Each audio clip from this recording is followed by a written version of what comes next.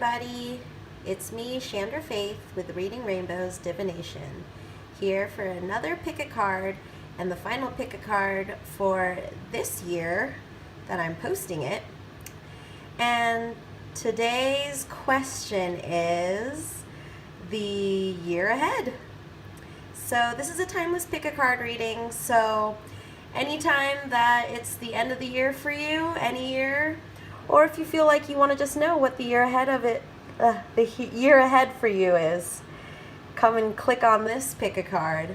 So today we have pile number 1, the Dove Milk Chocolate, pile number 2, the Strawberry Starburst, and pile number 3, the Milky Way Minis. So pick your pile and I'll see you in your reading. Bye-bye. Hey everybody, it's me, ShandrahFaith, here with another pick a card reading for you guys who chose pile number 1 and the lovely milk chocolate Dove candies given to me by my lovely co-worker Anisha for my birthday. And speaking of birthdays, since we're doing a timeless New Year prediction reading, I was thinking I would use this lovely birthday candle that I got in the mail for my birthday. Oh, I dropped it. I dropped something. It's really great. It's from New Moon Beginnings. If you're looking into that, it's really great. And yeah, this has a bunch of different stuff in there, which I'm going to read off of this card to tell you what's going on. We're kind of going to do a little initiation spell, since number 1s, you are my initiators. And yeah, so we're going to start off this reading. So this reading is New Year's predictions. It's timeless, so it doesn't have to be for the next year when I'm filming this, which is going to be 2021. It can be any year, or if you just want to look at the year ahead for you, anytime you want, you can do that. So this is, again, our New Year's predictions, year ahead. And so I'm going to read to you about this lovely birthday candle and what I'm doing here. So, birthday, balance, joy, abundance. A birthday is a special day in a person's life. It's a day for celebration and a little bit of magic. Try this birthday magic candle to set your intentions for the year ahead. Leave the past year behind you and move forward with a fresh start. Scent, vanilla, orange, cake. Crystals, kyanite, citrine, green aventurine, carnelian, amethyst, rose quartz, clear quartz, and red jasper, which I do recommend to you guys for your New Year's spells. Herbs, chamomile, and elderflower. And then ritual, set your intention for the year ahead by writing it down on a piece of paper, fold it, and place under the candle. Light the candle and relax. So we did that. Give you one more look at this lovely candle. It smells really good. I wish I had smell-o-vision. And then I wrote my intentions on the little piece of paper that came with it. And then I'll put it here. And then pile 1s, my initiators, we are going to light that candle. I had the lighter all set up and then I moved it. Okay, so pile number 1. Here is our lovely intention for the new year. Happy New Year to you. Happy New Year to you. Woo! So exciting. And this blessing goes to all of our piles today. And what else was I going to say? Yes, may all your intentions for the new year come true, or to your highest good. So for your main reading, we are going to use the lovely Dame Darcy Mermaid Tarot deck. And I don't have this is one of my first decks that I got. And it's been chewed up by a dog. It has been ripped. It has traveled across the country, and that country is America. If you didn't know what country I was in. Anyway, pile number 1. Ooh, there's my one ripped card that's been actually working really well in the shuffle. The Magician. Ready seeing that magic happening, number 1. 9 of Swords. Ooh, the Devil. Oh my gosh. No. I'm actually a little frightened one of the cards is gonna pop out and burn up. So let's see if we can put our birthday candle on top right there. Okay. All right. Let's get these New Year predictions for our pile number 1.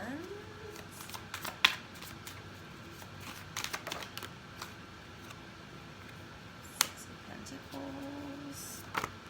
Ooh, just popping up. And then the bottom of the deck energy is, ooh la la, the Queen of Cups for your bottom of the deck energy. Beautiful butterfly energy. Cups is also emotions, and this Queen is just all about the love. That beautiful, sparkly love. Okay, so for your cards, you got the Magician, clarified by the Page of Cups. Then you have the 9 of Swords, 6 of Pentacles, the Devil. The Devil. I actually really like the Devil card. I think it's a great card. Probably because I get it a lot. Knight of Cups. So, we've got some new love coming in. Or a renewing of love. So this is like that freshener, that refresher. So we have the Magician clarified by the Page of Cups. That page is ready to turn around and see that whale. He's focusing on the fish on his cup. He's a very creative. I always think of this more of the poetic artist kind of person. But what I'm seeing here is that you are the Magician, besides being the Queen Magician. You are ready to transform your life. You're ready to make that magic. It's the end of the year.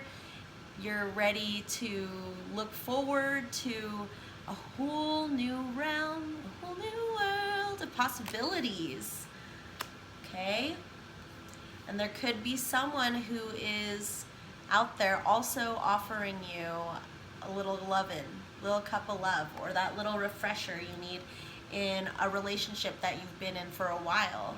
Just like that refresher. Or also just offering, this can also be you going back and being like, wow, I need to renew my vows of self-love to myself. Then we have the 9 of Swords clarified by the 6 of Pentacles. So what I get from this is it's been a long year. It's been a long year of not getting the best sleep, worrying about new things, just a lot you had to go through all through the year. But you made it. You made it through, and now you are this boat. Not a boat. It's a bigger than a boat. It's a ship. It's a ship. And whenever I think of ships, I think of relationships, because I think of relationships as ships. So what I see is that through that hardship, through all of this that you've gone through this whole year, it's finally come together. And the people that you've supported and the things that you've done this year have turned into a really great investment. And your ship is, you see, it's like not docked. There's the waves are crashing. They're on a roll. And the Six of Pentacles in regular tarot is this person kind of giving away their money to people who are like kneeling down, so like less fortunate to the less fortunate. But basically what the Six of Pentacles means is that you have an abundance. It's not over abundance, it's just abundance. And you're able to give, but not give everything away. You have enough for yourself, for your friends, for your family, for people in need. So all that hardship, I just love how beautiful this is. I feel like this is someone who the night before was just very sad and just wanted to get out of their situation, and then bam, all your hard work turned into a ship, and you can get the F out of terrible situations, terrible mindsets, terrible routines, terrible addictions.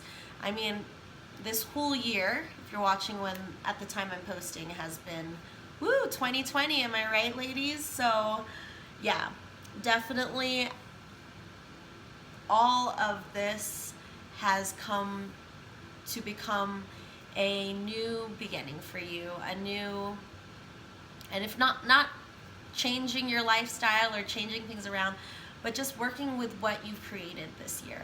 And be very grateful and happy that you made it through this year alive. So yeah, continue on, pile ones. Sally forth. All right, then we have the Devil, clarified by the Knight of Cups. Look at that cutie. I love the Knight of Cups in this deck. He's riding a seahorse. He's holding a conch shell. Look at there's little ships in the back. Maybe this is one of your ships. But there's definitely like some sort of someone with a water sign in there. A lot of water, or you might have a lot of water in your sign, Cancer. Oh my gosh. Okay, anyway, Cancer, Scorpio. I know you astrology nerds out there are gonna do. Oh wait. I don't know why. I just now I have to know. Cancer, Scorpio, and Pisces. Okay. If I'm wrong, sorry. You can comment down below and tell me how bad of an astrologer I am, but I'm learning. I'm a learning astrologer. Okay, so this Devil card again seems to go with this kind of crappy year you had, or this. It's not crappy because it ended up getting you a lot of gold, a lot of mana, mental wealth and experience, and you got through it. But can you see these two ladies here? They're both covering their faces, and it's just been kind of like you don't want to see the car crash in front of you. You're covering your eyes. There's something wants you to cover, you want to cover up and not see, and that's the past. You're letting go of the past because you're done with it. You're no longer looking at it anymore. But you need not to dwell on it, because the problem with these girls is that they're dwelling on it. They're just sitting in here, shackled to the devil, in their room of tridents, and just stuck. There's this stuckness. This is your conscious energy up here, and this is more of the subconscious. And here you've got these like stuck energies, besides the magician who's ripped. So I think you're like a magician in training about manifesting your things. But underneath you have this beautiful well of cups. You have these cups and ship with a bunch of pentacles and coins in it. And you have that within you. And I think what's going to happen this year is that it's going to bubble up. You're like a dry desert, and there's an oasis underneath. You just need to be the person who taps into that water. Use those dowsing rods. Then we have the Queen of Cups. So who better to lead the Page of Cups, the Knight of Cups? It could be people who are offering their support, their love, or it can also be you connecting with your emotions, connecting with the gratitude of the abundance that you have, and becoming that queen, pulling your kingdom out from the watery depths and creating an oasis in this desert of a year that you had. Just being like, okay, I am done being a traveler in the desert, the mental desert, and now I'm gonna find my spring, and I'm gonna create a place where I can harvest and grow and help those around me, and most of all, manifest love into your life so that you can both be giving love and receiving love. Six of Pentacles to me is also about being able to give so that you can receive, and receiving so that you can give. Yeah. So you can't just be on one side of the coin. You can't just be always giving, and you can't always be receiving. You're not going to be balanced that way. So the best thing to do is just give yourself a pat on the back for a courageous year that you had, and look forward to the opportunities, and no longer dwell in the worries and the heartache of the past, where time for grief is over and you are ready to move on as this beautiful Queen of Cups. And underneath that was rushing in is the Knight of Wands too. So a lot of opportunity and action is going to start bubbling up for you in the new year. So the first book we're going to read from is Fairy Tale Oracle Guidebook by Lucy Cavendish. Because I love saying her name. I think she has the cutest name. Lucy Cavendish. Artwork by Jasmine Beckett Griffith. Ting. Okay. So we're going to get what story or stories are going to come out for you. Oh my gosh. Are going to come out for you in this new year. Okay, then. So let's see what stories are coming out for number one's new year. What do we have? Here we go. The Wild Swans. Dedication. Look at that green. Green, green, green. That seems to be your color for the year. Pile ones. Green is the heart chakra. Green is a calming color. Look up spiritual meaning of the color green. And that's all I have to say. And it's not easy being green. You had a rough year. Okay. So let's read about the Wild Swans, number 42, if that is significant for you too.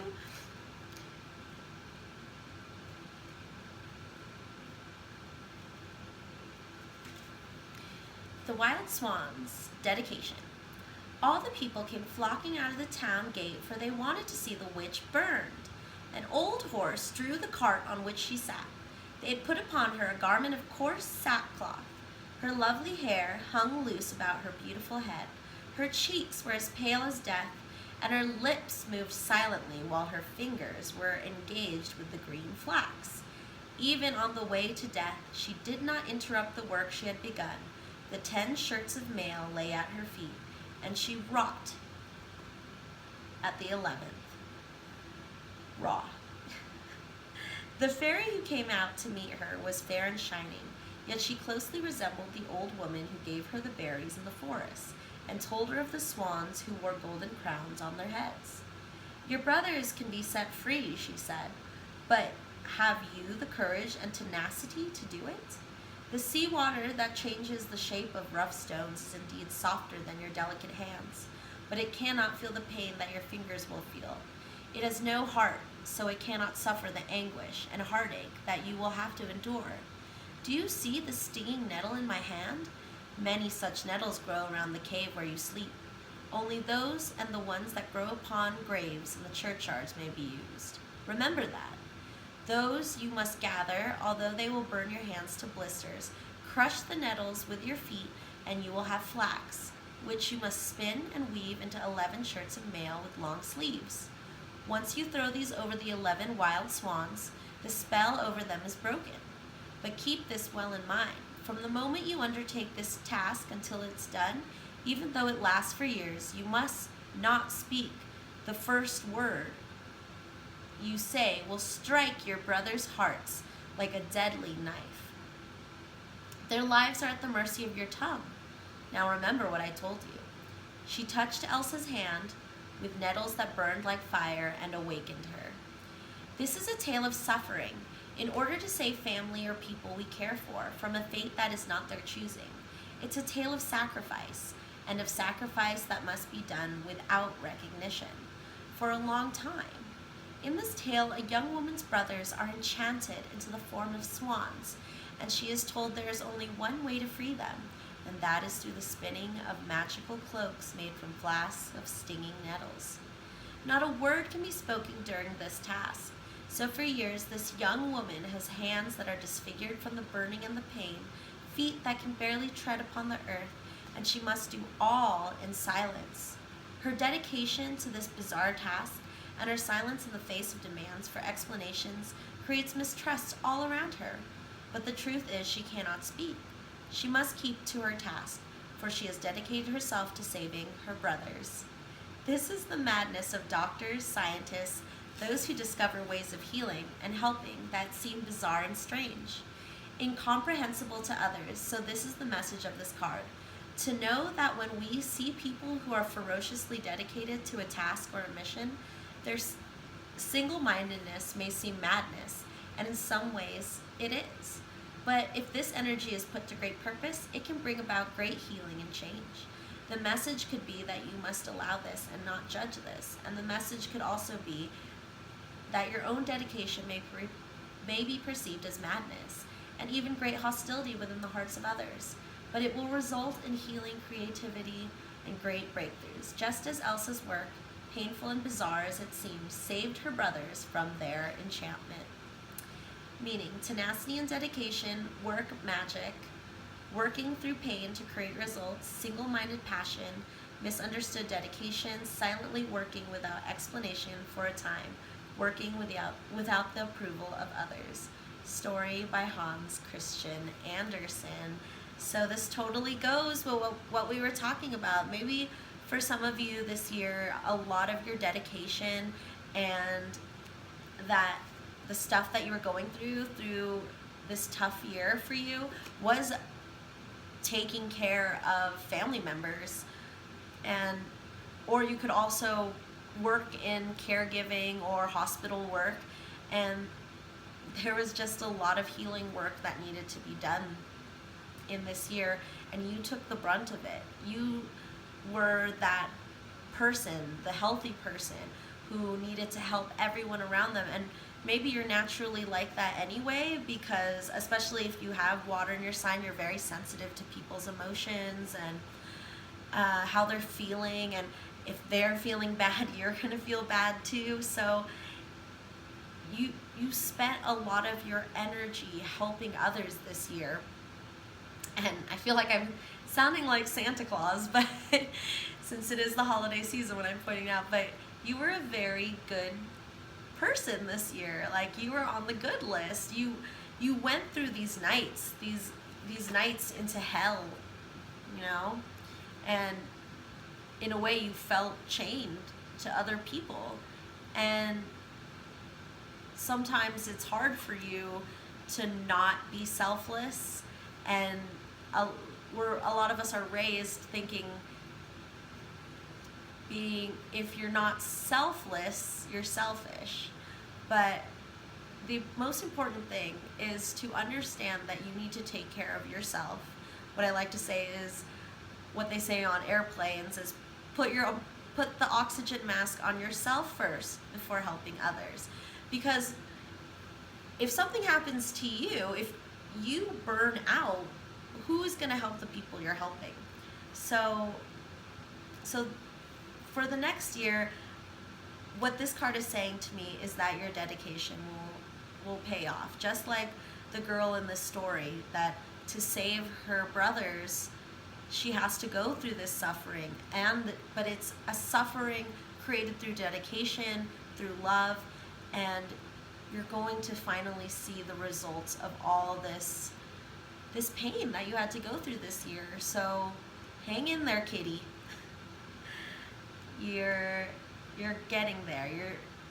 Just keep going towards things that make you happy, and use your intuition to make sure that things feel right and you're ready to reap your rewards, your ship full of coins. So let's see what we got next. All right, now we're gonna read from the medicine cards, and I'll show you the side in case you guys want to look up. I don't even think you can read that. By Jamie Sams and David Carson, illustrated by Angela Wernicke. So these medicine cards are animal cards. So we're gonna see what animal guides are guiding you and what messages they have for you. So let's see what animals are guiding.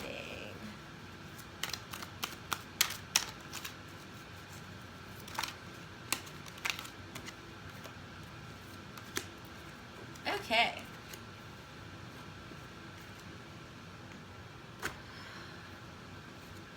We have the beaver. We have the turkey reversed. And we have the lizard reversed. So beaver, turkey, lizard, and it was 22, 31, 36. Any of those numbers resonate with you? And with reverse energies, this is more about unblocking your connection to these animals. So let's just get into the reading of this. So let's start out with the beaver energy.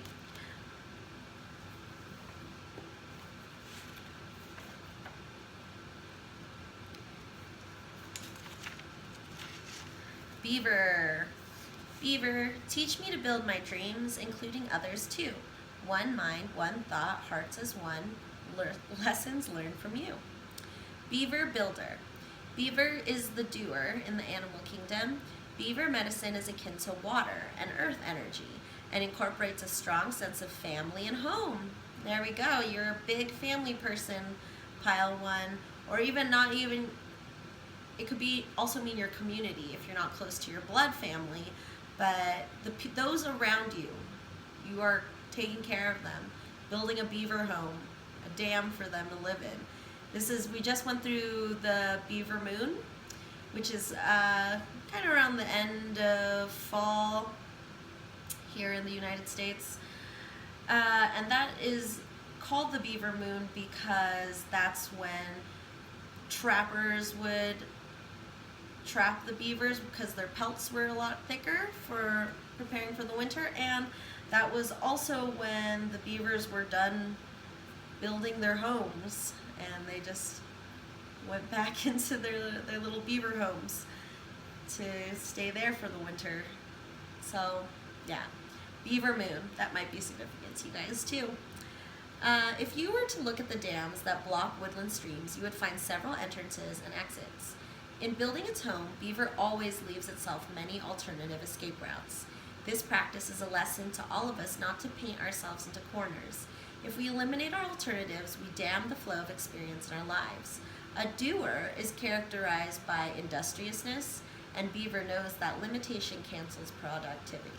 Beaver is armed with very sharp teeth that are capable of felling whole trees. Imagine what those teeth could do to the limbs of predators. From the rear, beaver is armed with a paddle-like tail that aids in swimming as well as in guarding its behind. This tiny mammal is well equipped to protect its creation.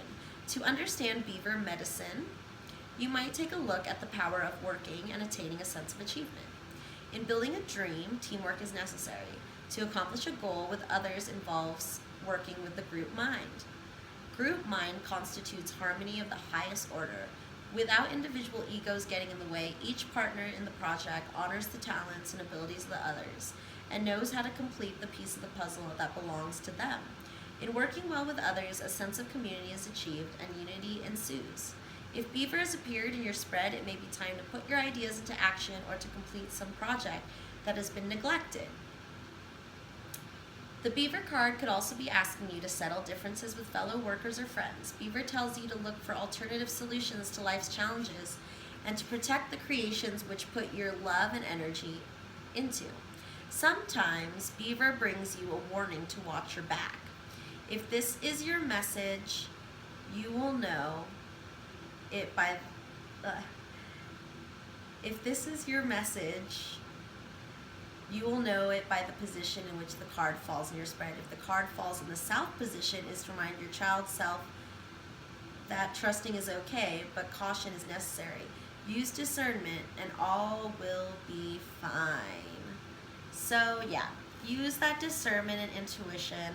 And also, what I'm getting from this is make sure that you have a good support network, that you may be caring for people, but those people that you're caring for may not be the best people to rely on as emotional support since you're caring for them. So find people who are outside of the situation. And what I've also found helpful is getting a therapist, and just it helps you delegate those burdens by just talking about them and getting someone else's perspective that's not in this relationship you have with who you're caring for. So yeah, but look forward to that new beginning of like working with the people in your community and your family who you're helping. It's all coming together because of you, pile one. Okay, then we have Turkey 31 in reverse.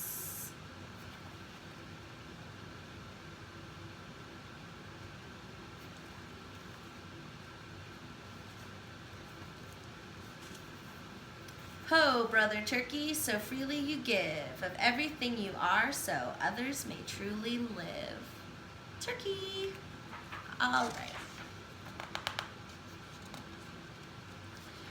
Contrary turkey. There are several aspects to pulling the gobbler card in the reverse position. Are you gobbling up anything and everything out of fear or of lack? Are you holding on too tight and refusing to let go of a dime for charity? It could be that the Scrooge in you has grown accustomed to the miserly aspect of living.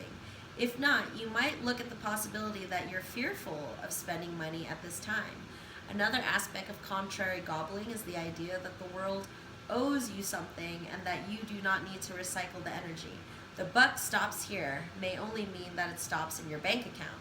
On all levels of this contrary message, the key note is that generosity of spirit is being neglected. This can be toward self or toward others. Remember, never give to receive.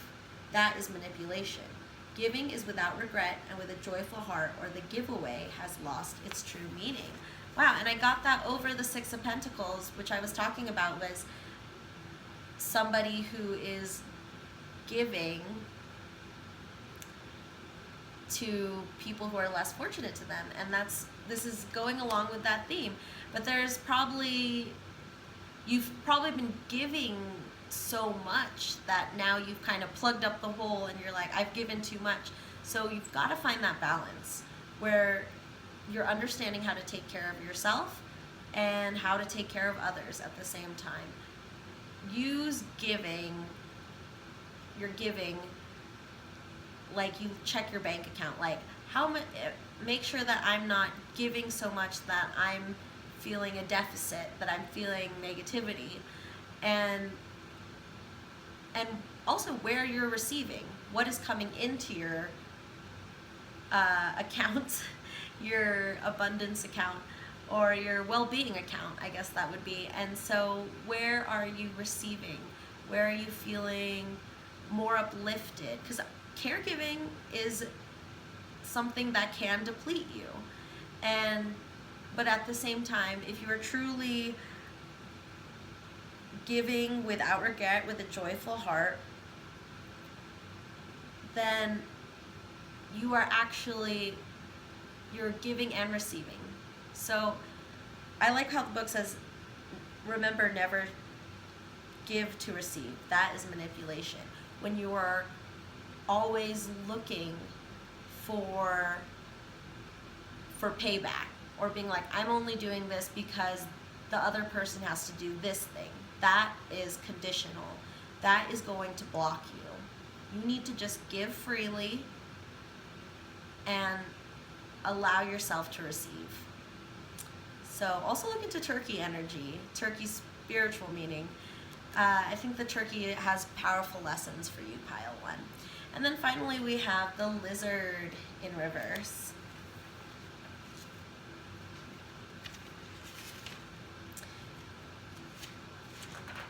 Lizard, will you dream with me, travel across the stars, beyond the place of time and space, there live visions from afar.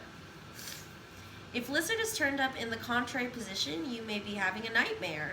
This is a sign of inner conflict. Look to the nightmare for a clue to the nature of this conflict. What are the feelings your nightmares cause? What are the feelings your nightmare causes? Breathe through these feelings and let the sensation flow out of your body. Breathe into the tension, my suggestion. See the truth in what your nightmare is suggesting. It could be the simple message that you're confronting your fears and therefore do not need to experience nightmarish events in your day-to-day life. Another message of lizard reversed is that you may need more sleep or dream time. It could also imply that you have a lack of dreams for your future. Imagination is the door to all new ideas and creations. As you examine the dream process, you'll find that the subconscious is processing all of the recorded messages it holds concerning the events you experience during the day. These messages can be suppressed feelings bringing inner conflict, or they can be new ideas or goals, other dimensions of awareness, future events, warning signals, or desires and hopes. In one sense, Contrary Lizard is insisting that you look to your imagination for new experience. This is necessary when life becomes dull or full of boredom. On the other hand, Contrary Lizard may also apply to those who dream too much, refusing to use the dreams as tools to manifest that same vision in their lives. All levels of awareness are accessible through dreams. Remember, life is not always as it seems. Are you the dreamer or are you the dream? So that's so funny that Reverse Lizard is the nightmare card, because this is, Nine of Swords to me is the nightmare card of staying up late because you're having nightmares and living your, not getting good sleep because you're living your worst fears in your dreams, when you should, your dreams should be restful and insightful. And it's also not, this card is also about not getting enough sleep because you're just generally up worrying or having these racing thoughts. So what you need to turn around with your lizard energy is that your worries are not your dreams. Your dreams are beautiful goals that you have that give you joy whenever you think about them. If you're worrying and constantly mulling over and not very happy thinking about your dream or of what you want to do, then that's not the right path to take. Your dream is supposed to be enlightening, and I don't know, what I'm getting is dream is a wish your heart makes. And that scene in the animated, Disney animated Cinderella where she's waking up and just believing in this dream in this magical way. And you have that magician energy, so use that and be that magical, whimsical Queen of Cups, and really find that dream that's really pulling you and making you happy every day. But worrying is a big thing I'm getting from pile 1, so look into meditation. I always say meditation, but especially for chronic worrying, it's a way to get in touch with those thoughts that are coming in. And it's not an easy process. That's not why everyone does it, but it gets you face to face with those thoughts and those worries is meditation. And somehow, hopefully, you'll find a gateway into meditation, but that is my suggestion for pile 1. If you need a New Year's resolution, I would say, get into meditation. Find your path towards meditation, because what I believe is that everyone has, like a fingerprint, a meditation journey. So everyone meditates differently. No one knows what's going on in people's minds while they meditate except that person. So, and there's also a journey. Like, how are you going to find the right kind of meditation? Are you going to go on YouTube? Are you going to find a meditation app? Is someone going to suggest something? Something's going to pop up, but just let your soul find that guide to meditation. So then our last book that we're going to go through is Eternal Crystals Oracle. So we're going to see what crystals are going to be helping you out this year, and what you got to be working on with these crystals for your upcoming year. Alrighty, that just flew away.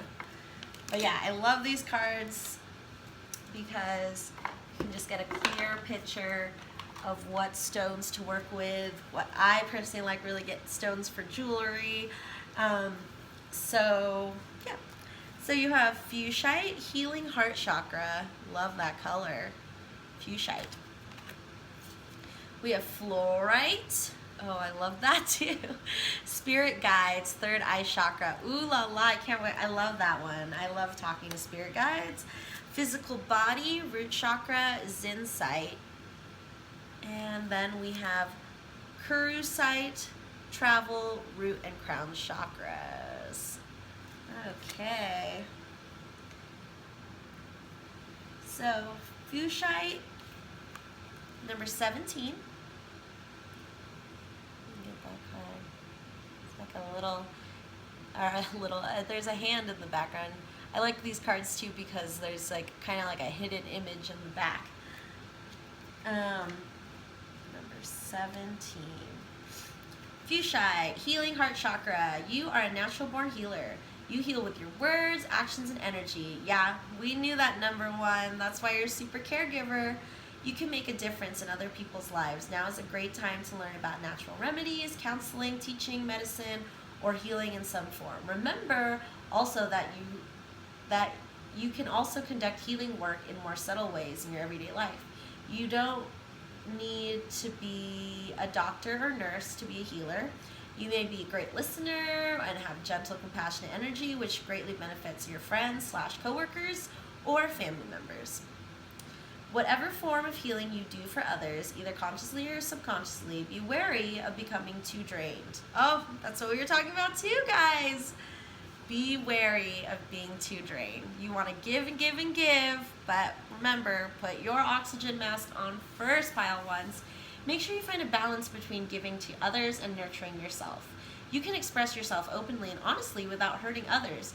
You may need to stand your ground and say, no, no, no. Practice saying that, pile 1s. No, no. Just do it. You don't even have to do it in real life. Just practice it on yourself. I think that's a good exercise for you. And say no at times in order to honor your true feelings. Honor your true feelings, pile 1. Fuchsite is associated with your heart chakra. It is known as the healer's stone, and it has shown up to let you know that you're a healer, but also to let you know that you need to prioritize healing yourself as well. So take some time out, recharge and rest, and renew your energy. Ooh, get some fuchsite. Get some fuchsite also.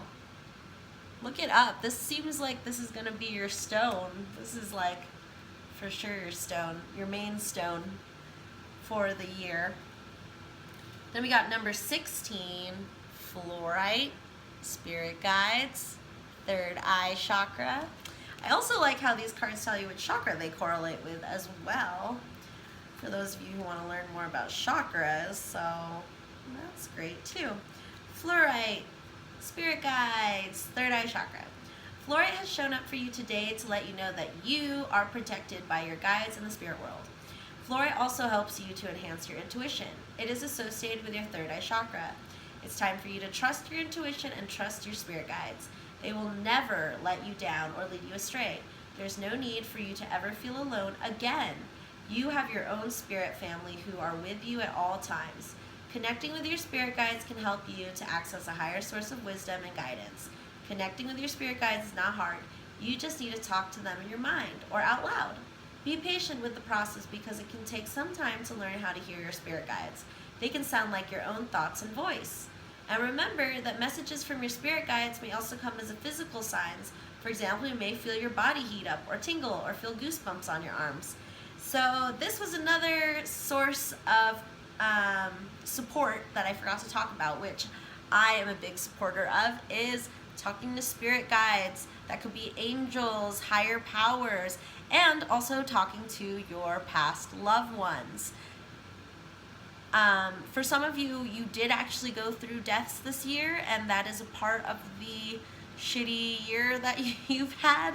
And so what I'm hearing is that you need to gain access to your ancestors and those that you've cared about that have passed, that are really going to guide you. Because if you're caring for all these people and it's hard to find physical support sometimes. It's hard to just wait on getting a counselor or afford a counselor. So you need to fall back on your spirit guides and your spiritual wisdom to guide you through this and be your support system, someone you can talk to. If there's no physical person there to talk to your spirit guides, talk to the other world, and you will find ways. They will help you get connected. There's no like one website to go to. They'll get to you. Just open yourself up. So use that fluorite. Okay, then we have 44, Zinsite, physical body, root chakra. Root chakra is red, so beautiful red stone. And root chakra is about grounding. So definitely important as you're going through these like stressful moments and pain from this year and releasing that. It's really important to ground yourself with red rocks like Zinsite and ground that root chakra. Learn more about working with that chakra for sure. Pile 1. Zinsite, physical body, root chakra. Zinsite has shown up for you today to send you a strong message about your physical body. Are you focusing on your physical appearance too much? Do you worry too much about your weight? Or do you need to reconnect with your physical body, get healthier? Only you can decide what applies to you. It's your body, after all. You're already aware of what your physical body can and can't handle. You know what forms of exercise you're interested in and the ones that are not for you. Intuitively, you also know what foods and drinks are good for your body. Pay attention to how your body feels after you eat particular foods or have certain drinks. It's time now for you to get back in touch with your physical body and find a healthy balance for yourself in the way that you exercise, eat, drink, and socialize. Zinsite is a powerful crystal which can remove energy blocks.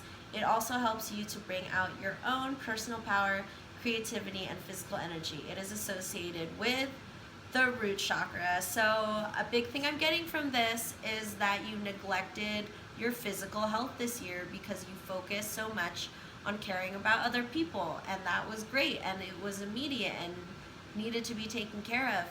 But in this new year, you need to focus on the health of your body. Again, if your body fails, the people you care for are not going to be cared for by you anymore, and I don't think you'd want that. So really work on your body. Make sure you're healthy first before you try to heal other people. The healer has to be healed first so that you can fully help people without burning out. The whole message of this is preparing to never burn out again, pile ones. This new year is about promising yourself, I'm going to take care of myself before I take care of anybody else. No matter how dire it is, I need to put my oxygen mask on before I help others. Ugh. Okay, finally we have 10, Kurosite, travel, root, and crown chakras. So there may be some travel next year. So, I mean, if you're watching at the time that I'm posting this, who knows? I mean, there's less travel bans around the world, except in America, where we're still facing a big pandemic crisis. So, but also, like, right now, at the time I'm posting this, it's the holiday season, and we are going to travel. We are going to travel for the holidays. A lot of us are, just because we haven't seen our families in a long time. And maybe next year also, when travel bans lift, or what I'm seeing also is just traveling around your hometown, finding new things, revisiting, or just falling in love with where you live and becoming a tourist in your own town. That's what I'm also seeing too, to help that root and crown chakra to open up. So let's see what Kurosite says. It's time for you to start planning a holiday. It could be a short break close to home, or perhaps a longer trip to an international destination. Your travel may be associated with business or pleasure. Either way, when you draw this Kurosite card, it's an indication that travel is on the horizon. You may have even already booked a holiday or be in the process of traveling right now. Kurosite's message for you is that it's important that you create the opportunity to step out of your comfort zone and your everyday surroundings at this time. Even just a day trip would be beneficial. Wherever you happen to go, be assured the experience will be a positive one, opening you up to new perspectives and broadening your horizons. This is a great time for you to try new things, make decisions, and actively plan what you'd like to do and where you would like to go next. Kurosite is associated with the root and crown chakras.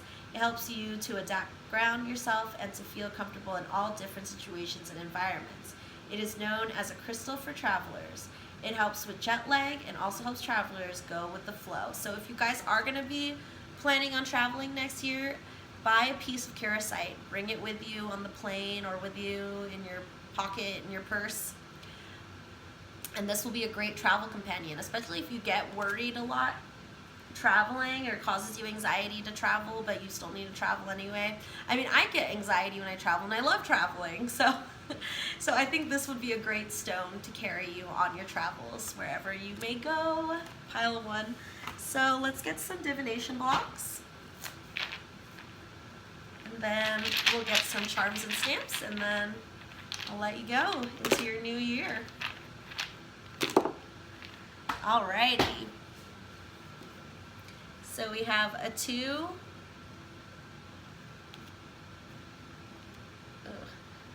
and a 2, double 2s, and we also got the that swan story card. So swans and double 2s, I get a lot of twin flame. That's like kind of my twin flame messages. So if you're asking about if your twin flame journey is going to continue into this year, it will. It's just going to take you, again, learning these life lessons about giving to yourself before you give to others. We have a little turtle. So this is, what I'm getting from this is that it's you coming out of your shell. Like, you've been in your shell and you've been putting your nose to the grind, and now it's time to poke your head out and start exploring the world. You still have that protection. That protection is your spirit guides, your ancestors, and your own self-worth that you're going to be growing is all in that shell, for sure. We got W, D, C,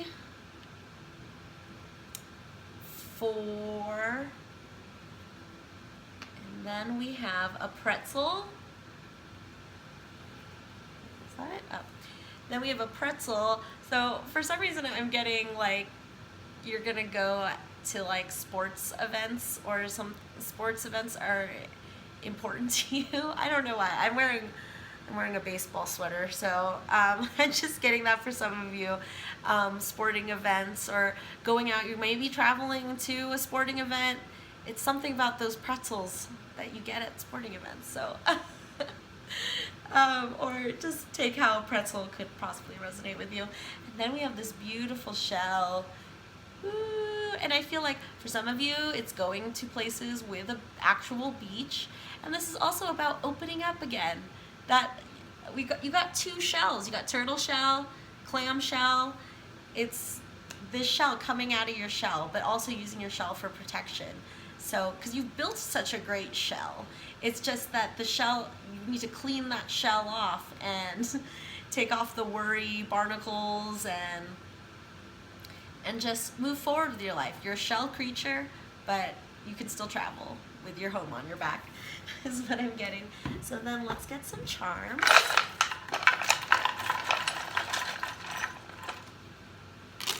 Okay. We got the frog, again, transformation, and the red and yellow. It has like red, yellow, and orange. So root, sacral, solar plexus chakra, work on that. Or if anything, just work on all the chakras. Oh, look at this little wine glass, little wine goblet. So what I'm getting from this is, for some of you, it would literally mean taking a little wine break, but if drinking's not your thing, this is about treating yourself and getting something that will relax you and doing things that you enjoy. So figure that out. Then we have put these 2 earrings together.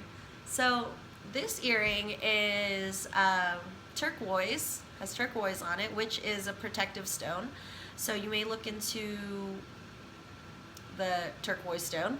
But again, this is another signifier that you are protected, and that you do need to talk to spirit guides so that you just have another support system, not only a physical support system, because you're doing so much, pile 1, and you're just going into this new year strong and ready to build that lovely army of blessings. And then we have this stone. It's like a purpley stone, which reminds me of amethyst, which is also a protecting stone, a cleansing stone. And just like the flower, the jewel, I feel like you're just coming into this beautiful new year, and you're stepping out into light. You're like this gem that's been in a cave, and finally someone's plucked you out, and you're shining. Your new year is going to be shining, especially with this gold ring. The circle of life is happening, pile 1. What you've given, you are now going to receive. All that caring that you had. And I know for a lot of you that you weren't expecting anything in return. And that is what's going to get you the most return, is that selflessness. And so 2 things: learning to be grateful for the selflessness that you have committed through this year and how helpful you've been, and then learning how to be selfish. A selfish shellfish. And it's not bad to be selfish, because remember, you're protecting yourself so that you can help others. Then we have this little pebble, and what I'm getting is that from one pebble, it's still a rock. It's still strong, and there's still power in this pebble. And what I'm getting also is work with those crystals that I was talking about, and work with crystals in general, because that is going to just alleviate a lot of that worrisome energy that's stuck in you from caring so much this year and putting out so much heart energy out to help people this year, and all the worries that you've had with this topsy-turvy year. Then we have an S, oops, what is that? An N, I think? Yeah, an N and a G. So that's all I have for you, pile 1. Happy New Year, and I will see you at the next reading. Bye-bye. Hey everybody, it's me, ShandrahFaith, here with another pick a card reading for you guys, and the last one of this year if you're watching when I am posting this. And the pick a card for today is New Year's predictions. So this is a timeless reading, so it doesn't have to be for this upcoming year. It could be another year down the line, or if you want to know about the rest of your year some other time, you can come over here and learn about your year. Anyway, you chose pile 2, and with the strawberry starburst. And for your main reading, we are going to be using Dame Darcy's Mermaid Tarot deck. And this is one of my oldest decks, and it's been through a lot. It's been chewed up. You can see these little bite marks right here from a dog that my roommate was taking care of. And it's also been ripped and traveled. It's a great old deck. I love being familiar with a deck. It's nice. Anyway, okay. So pile 2, what is in store for them in the new year? Pile 2. Nice swords. What is in store for them for pile 2? Whoop. King of Swords, Wheel of Fortune.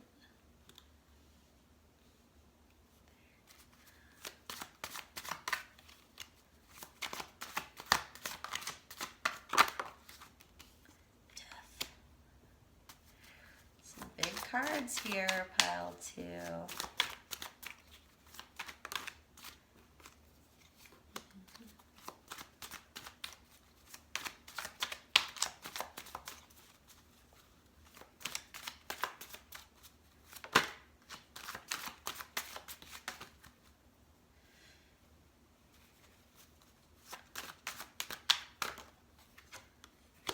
7 of Pentacles, and your bottom of the deck energy is the Page of Pentacles. Look at that. Look at that sturdy guy. So what I'm getting is, for that overall energy, you are the Page of Pentacles. Starting out, this new year is going to be like your stepping stone. That stepping stone into the future of pile 2. The opening credits, and I guess the opening credits and like the first scene. The up to like the catalyst of this big journey you're taking into your future. Sounds exciting. So we have the 9 of Swords, clarified by Death. We have the King of Swords, clarified by the Moon. We have the Wheel of Fortune, clarified by the 7 of Pentacles. And then again, your overall bottom of the deck energy is the Page of Pentacles. So we got some pentacles in there that you're working on that material abundance, that you're growing your empire, growing whatever it is that you're focusing on. And there seems to be a little worry over money and wishing for more, hoping that you can start this journey. Like, what I'm seeing with your overall energy is that you're holding this one big coin, and that's your chip. into the game, or it's your one Bitcoin you're investing right now. You're right there, square one, starting of the video game. You're ready for this. Pile 2. First part of your reading, Nine of Swords clarified by death. So what I'm seeing is this is just this year, and you're moving out of this. It was pile 1 got this too, about just, it wasn't the greatest, it wasn't the funnest year. There was many challenges and many worries, many doubts, but you got through it. But it had to take a whole transformation. And for some of you, it could also have meant literal death in your life, that people have passed, and you had to not only deal with you living, making enough money to live, possibly taking care of a family and other people around you, you also had to deal with death. And there was death all around us. If you're watching this the time I'm posting it, we were still in a pandemic and people are dying. And but all of that, all of this hardship that you face this year has created in yourself a rebirth, is what this is showing me, is that you've moved on from that hardship into this new life. And that's where you went. You went from this person who sunk to the bottom of the ocean to turning into a merman, to a fish person, so that the water doesn't even affect you, doesn't even drown you. And now you have this gold coin to start your beautiful, magical journey. Then we have the King of Swords, clarified by the moon. So you're moving into that king energy now. Right now, you are in that page, starting out, still learning about how to get going on your journey, but it is in there. You are going to become that king. You're going to get into your masculine, action-driven, confident power that you are, and using that logic. This sword is logic and thinking things through so that you are always successful. And below that, what's really fueling all that logic, ironically, is your intuition.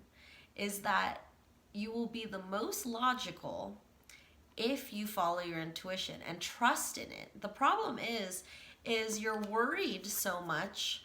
Worry comes from mistrust. If you mistrust your thoughts, you're going to worry about a situation more. So learn to develop that trust and understand that everyone has a masculine and feminine side. So tap into that masculine energy. If you're not familiar with masculine energy, look into that. Learn about your animus and what masculine powers you embody. So I also have a video on pick a card on your masculine energy. If you want to look into that video, that might be helpful as well. But the funny thing is, the moon is very feminine energy. So what I'm seeing is it's fueling this action, this very confident person that you want to become. But the key to your confidence, to becoming the king, is to tap into your intuition. And look into the moon. Whenever I see the moon card, I always tell people, make a moon journal. Journal about how you're feeling during different phases of the moon. Learn about the phases of the moon. What are they? What's waxing? What's waning?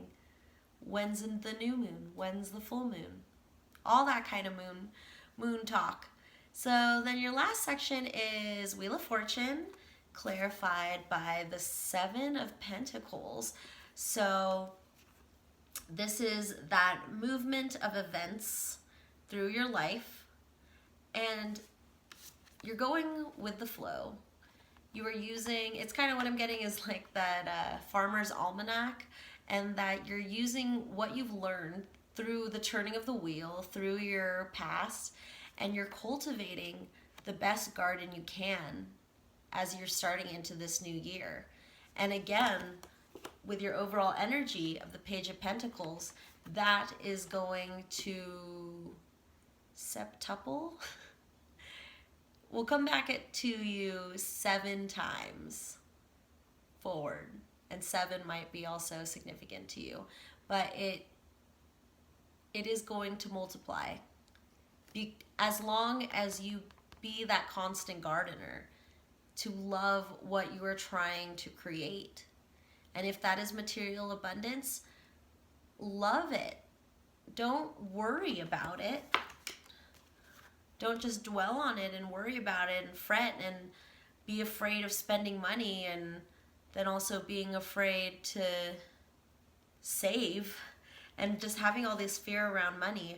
Work with that. Work with your money fears. What are your money fears? What are blocking your money issues? Or what are creating money issues and blocking your money abundance? Pile number 2. So it's about the money. I'm feeling like there's a lot of your goals in life are linked to your financial security, is what I'm getting. But you can get there. You can become this King of Swords. You're already showing up there. This is what's on the surface. You are showing this confident King of Swords. And what will fuel you, again, is your intuition. I keep needing to reiterate that. But yes, tap into that intuition. So the next deck we're going to be reading from is the Fairy Tale Oracle by Lucy Cavendish. And we're going to see what story or stories are going to unfold for you in the new year, pile 2. So let's see what story is coming up for you, pile 2. All right. The Wood Maiden, trust. Yes. Again, that is beautiful, because if I had a word for this combo, it would be trust. That to be wielding your sword and that confident captain, you have to trust in what is non-tangible, what is in your intuition. Again, I feel like for some of you,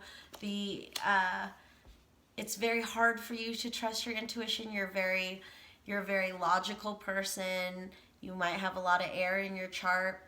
It's this understanding that what is here, what's in the 3D is all there is, and that's all you can prove. But there's so much underneath that you can use as power. Like there's solar power and there's lunar power that you can use. Use that lunar power. So let's learn about the Wood Maiden, which is number 39, trust. And there's a young lady with holding a goat.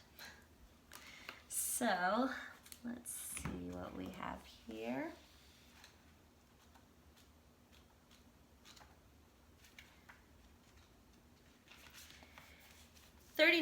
The Wood Maiden, trust. The maiden smiled at her and said in a sweet voice, "Batushka, do you like to dance?" Her manner was so gracious that Batushka no longer felt afraid and answered, "Oh, I could dance all day long." A tale of a little girl living alone with her mother in a tumble-down cottage and 2 little goats. The little girl, despite their circumstances, is always cheerful and good spirits. Her energy is a delight to be around. She loves the birch wood near the cottage where the goats are pastured in the warm times. Her job is to care for the goats and spin their fleece throughout the day. "Be sure to bring home a full spindle, Batushka, for that is her name," is told each day, and she does. She would go to the birch wood with the trees, and within their embrace she would dance and invent wondrous games and sing to the goats, to the trees, and to the birds. She would wind the goat's fleece about her head and dance, and after a time of this, she would go beneath a tree and begin to spin the wool, humming as she went about her work. Each day her mother gave her a piece of bread, so she was not too hungry and happy. Batushka had no distaff, so she wound the flask around her head. Then she took the little basket and went romping and singing behind the goats to the birch wood. When they got there, she sat down under a tree and pulled the fibers of the flax from her head with her left hand, and with her right hand let down the spindle so that it went humming along the ground. All the while she sang until the woods echoed and the little goats nibbled away at the leaves and grass. When the sun showed midday, she put the spindle aside, called the goats, and gave them a mouthful of bread so that they wouldn't stray, and ran off into the woods to hunt berries or any other wild fruit that was in season. Then, when she had finished her bread and fruit, she jumped up, folded her arms, and danced and sang. While in the birch wood, she would find wild strawberries and raspberries to eat and bring sweetness to her life, and never a frown nor a moment's discontent came to the little girl. She was a sweet and merry little shepherdess, yet she worked hard and always filled the basket with her spinning. So she was a great help to her mother, and the goats loved her dearly. One day, right as the sun had reached its highest, Betushka spread her arms ready to whirl in her own invented dance of love to the wood, to life. But she was no longer alone. Before her stood a most beautiful maiden, dressed in clothes spun from cobwebs, flowers of the forest in her hair, and long golden hair which fell to her waist. Betushka's mouth fell open in a perfect O of surprise.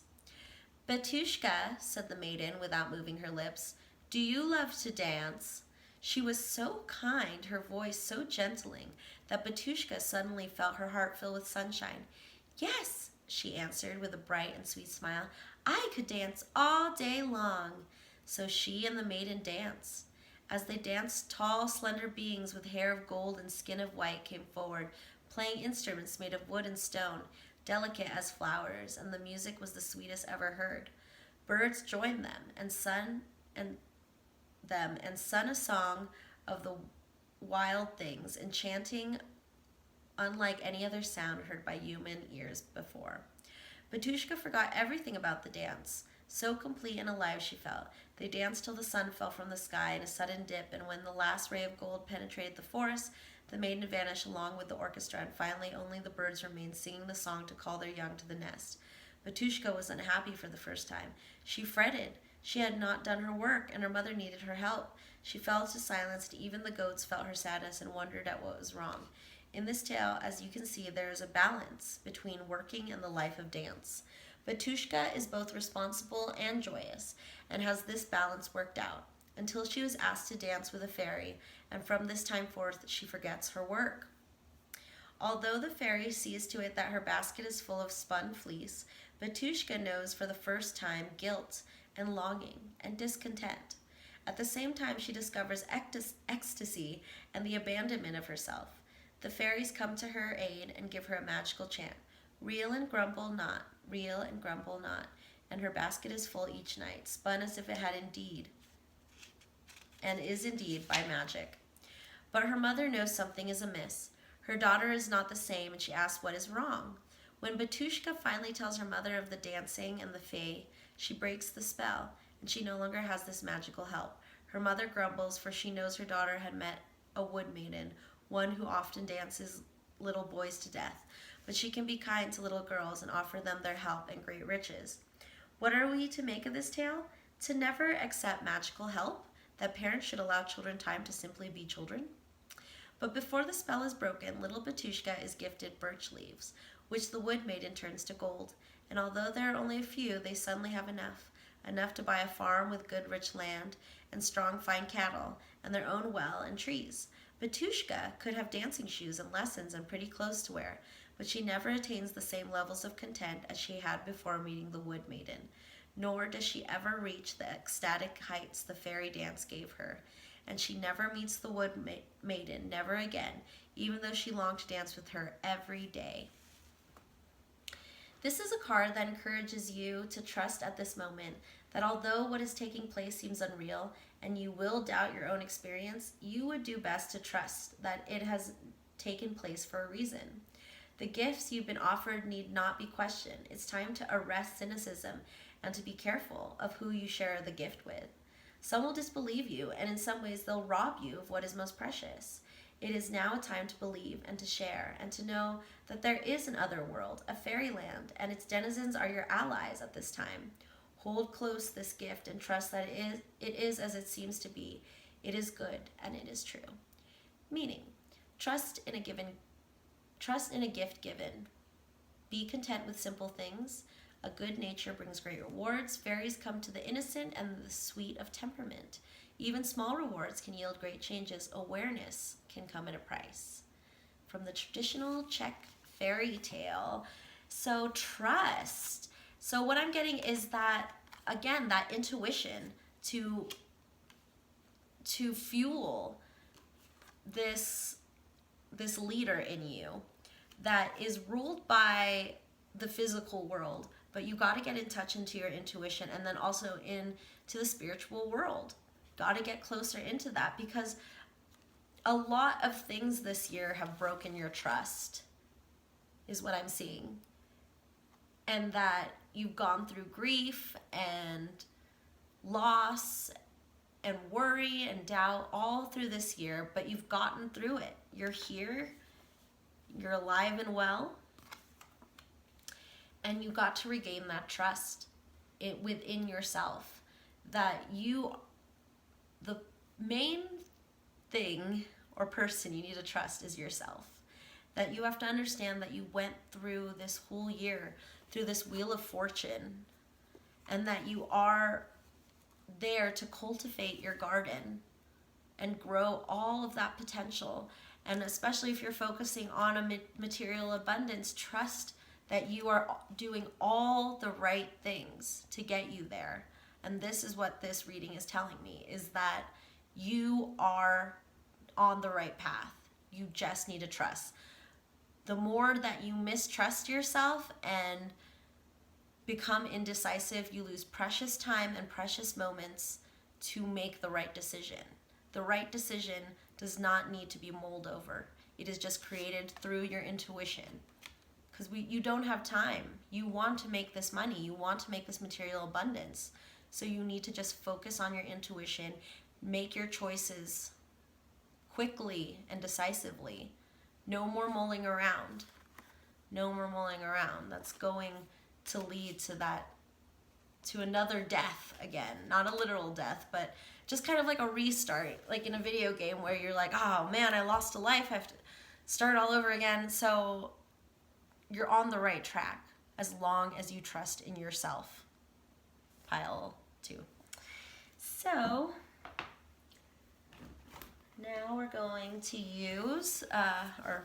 now we're going to read from the Medicine Cards by Jamie Sams and David Carson. And these are spirit animal cards. And we're just going to see what animal energy is here for you for this new year. What animal energy is coming in for pile 2? Let's see. Squirrel. Seeing a lot of squirrels in my yard. But we have a nice little squirrel sanctuary, especially with my neighbor who had to cut down her tree. So now the tree stump has turned into a magical feeding ground for all the animals. And I'm seeing all these birds and squirrels. It's like a magical Disney princess wonderland out there. So I like squirrel energy. I just get annoyed by them at the end of the summer when they eat all my sunflowers that I've been growing all summer, and they're very ruthless. I have met with many decapitated sunflowers this year because of squirrels, but all right. So we got 5 lovely animals. We have number 26, the squirrel. Number 24, the crow. Number 3, the elk. Number 12, the porcupine. And then we have number 21, owl, but in the reverse. So reverse means that there's just this animal's energy is blocked, and I'm going to talk about how to reverse that reversal. Okay, so let's start with number 26, the squirrel, and then take note of all these animals. They could be popping up in your life, and when they do start popping up in your life, look up the spiritual meaning, or refer back to this video and see what messages they have for you, because when you start seeing animals continuously, certain animals, they have a message for you. Animals have great messages for you, so look that up. So 26, the squirrel. Squirrel, you have gathered nuts by the score, exactly predicting if you'll need more. Teach me to take no more than I need, trusting great mystery to harvest the seed. Squirrel gathering. Squirrel teaches you to plan ahead for the winter. When the trees are bare and the nuts have long since disappeared, squirrel medicine can come in many forms. As this furry creature is very diverse in nature, the erratic behavior of squirrel has bested many a forlorn hunter, and it thus stands to reason that there are benefits to being able to circle a branch at lightning speed. This erratic behavior of squirrel can also get nerve-wracking if you're dealing with persons who have squirrel medicine. Trying to calm them down enough to accomplish something may drive you nuts. And you also might have that problem pile too about not focusing yourself. And finally this year you finally have focused your attention into one pentacle that you're investing. So again, focusing, focus. The gathering power of squirrel medicine is a great gift. It teaches you how to gather and store your energy for times of need. It teaches you to reserve something for future use, whether it be a judgment, an opinion, a savings account, candles, or extra food. To put it in a nutshell, squirrel is the Boy Scout of the animal kingdom, always prepared. So this is about looking into savings. If material wealth is a problem for you, make sure that you're always putting something into a savings. That is like the best advice that I've gotten from my husband. He's great at saving money, so it's really great that you just always put a certain amount every week with every paycheck, something, and just work with that, and so that that goes as part of your expenses, is your savings. In today's world of changing times and fortunes, it is the wise person who prepares for the future. Our prophecies have all spoken of the end of the millennium and the changes to come. Squirrel is a friendly medicine to have in light of possible future rainy days. Its message is to be prepared, but not to go nuts with it. Love yourself enough to gather the goods that will meet your needs in times of scarcity, even if that time never comes. If squirrel has scurried into your cards today, it may be that you're being told to honor your future by readying yourself for change. The message could be to lighten your load if you have gathered too many things that do not serve you. These things can include thoughts, worries, pressures, stresses, or gadgets that have been broken for years. In understanding the balance involved in gathering, you need to look at the idea of circulating the stock of what you have gathered. Call the nearest thrift store and give the gadgets to someone who can benefit from them. If something no longer grows corn for you, then it's time to let go. Squirrel has another lesson which can aid you if you observe what is obvious and which can prepare you for anything. It has to do with the safe place in which you put your gatherings. This safe place is untroubled heart and mind, and that which is gathered to put in this place is wisdom and caring. The energies gathered will set your mind and heart free, so that you will know that all will be taken care of in its own time. Apply this to your fears about the future, and they will vanish. Great energy pile, too. Then we have number 24, the Crow. Hello, Crow. Great children's book. I recommend that, part of my reading recommendation. Hello, Crow, for you, number 2. If you want to get into your crow energy. I love crow energy. Crow energy is one of my main spirit animal energies that I love to connect with. Got some crows always hanging out around my neighborhood. So, yes, I am all about crow energy. Crow, law. Crow, are you cawing so I may know the secrets of balance within my soul? Or are you sending your sacred caw just to remind me of universal laws? Crow, law. There is a medicine story that tells of Crow's fascination with her own shadow. She kept looking at it, scratching it, pecking at it, until her shadow woke up and became alive. Then Crow's shadow ate her. Crow is dead Crow now. Dead Crow is the left-handed guardian. If you look deeply into Crow's eye, you will have found the gateway to the supernatural. Crow knows the unknowable mysteries of creation and is the keeper of all sacred law. Since Crow is the keeper of sacred law, Crow can bend the laws of the physical universe and shapeshift. This ability is rare and unique. Few adepts exist in today's world, and fewer still have mastered Crow's art of shapeshifting. This art includes doubling or being in two places at one time consciously, taking on another physical form and becoming the fly on the wall to observe what is happening far away. The Europeans that came to Turtle Island were named the Boat People by Slow Turtle. Even with the knowledge of alchemy possessed by certain boat people, none had ever seen the powerful shape-shifting of shamans who utilized Crow medicine. Many boat people were frightened by what appeared to be animals coming into their camps or dwelling to discern their medicine. Crow medicine people are masters of illusion. All sacred texts are under the protection of Crow. Creator, Book of Laws, or Book of Seals is bound in crow feathers. Crow feathers tell of spirit made flesh. Crow is also the protector of the Ogala, or ancient records.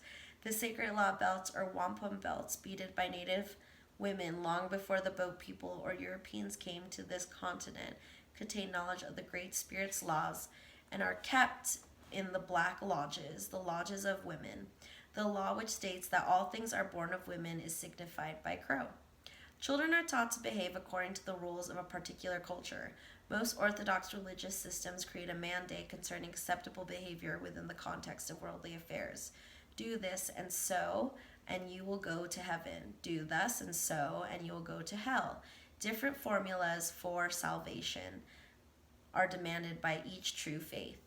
Human law is not the same as sacred law. More so than any other medicine, Crow sees that the physical world and even the spiritual world, as humanity interprets them, are an illusion. There are billions of worlds. There are an infinitude of creatures. Great Spirit is within all. If an individual obeys Crow's perfect laws as given by the Creator, then at death he or she dies a good medicine death, going on to the next incarnation with a clear memory of his or her past. Crow is an omen of change. Crow lives in the void and has no sense of time. The ancient chiefs tell us that Crow sees simultaneously the three fates, past, present, and future. Crow merges light and darkness, seeing both inner and outer reality. If Crow medicine appears in your card spread, you must pause and reflect on how you see the laws of the Great Spirit in relation to the laws of humanity. Crow medicine signifies first-hand knowledge of a higher order of right and wrong that indicated by the laws created in human culture. With Crow medicine, you speak in a powerful voice when addressing issues that for you seem out of harmony, out of balance, out of whack, or unjust. Remember that Crow looks at the world with first one eye and then the other, cross-eyed. In the Mayan culture, cross-eyeds have the privilege and the duty of looking into the future.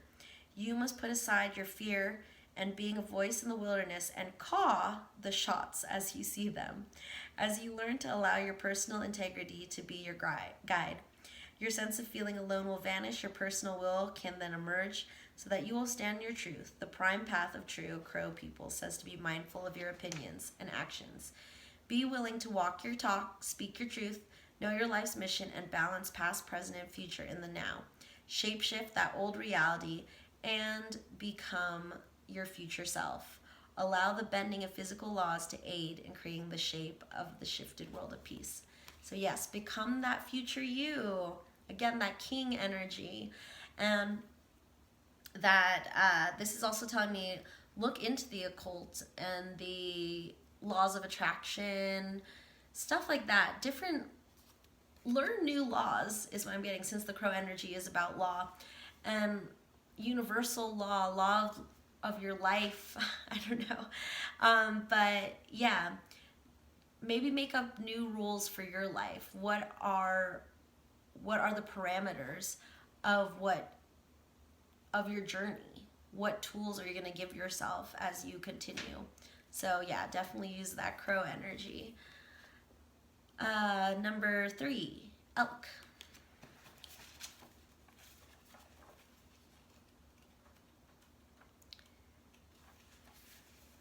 Elk, your antlers reach for the sun. Show me that strength and stamina are one. Elk, stamina. Yeah, pile 2. You need that stamina. Elk wandered through the forest looking for a partner. The mating season was in full swing. and the bucks that usually traveled with the other males had dispersed to find mates for the season. As Elk bellowed his mating call through the forest, his bugling alerted Mountain Lion that a feast could be in the making. Mountain Lion circled Elk, getting closer to his prey moment by moment. Elk sensed that the impending danger when the forest grew suddenly silent. He broke for the high country when he spotted his pursuer, but Mountain Lion was far behind. As Elk made a running leap for the timberline, Mountain Lion gained on him, but Elk continued to run onward, displaying tremendous stamina. Finally, Mountain Lion gave up, having spent his energy in spurts as he tried to jump over boulders to reach Elk. Elk paced himself, making headway as he climbed skyward toward the high country. Elk had no other defense except his ability to go the distance, setting a pace that allowed him to utilize his stamina and energy to the fullest. Elk medicine teaches that pacing yourself will increase your stamina. Elk medicine people may not be the first ones to arrive at a goal, but they always arrive without getting burned out. If you have taken on too much recently, it might be a good idea to look at how you plan to finish what you've started without ending up in the hospital. Elk has a curious kind of warrior energy because except at mating time, they honor the company of their own gender. They can call on the medicine of brotherhood or sisterhood. In discovering the strength which is gained from loving the gender that is your own, you will feel the comradeship that arises from similarity of experience. This is a special medicine that allows the friendship of others of your same sex to overcome potential competition or jealousy. If you have picked elk medicine, you may be telling yourself to seek the company of your own gender for a while. You may need a support group to realign yourself with the stamina of the warrioress energy that you're a part of. This communication with others of your own sex allows you to air your feelings in safety and to get feedback from others who have had the same experiences. You may need a new sense of community, communication, and unity. Elk could also be telling you to look at how you're holding up physically to the stresses in your life and to pace yourself so that you maintain an equilibrium of energy over the distance you plan to cover.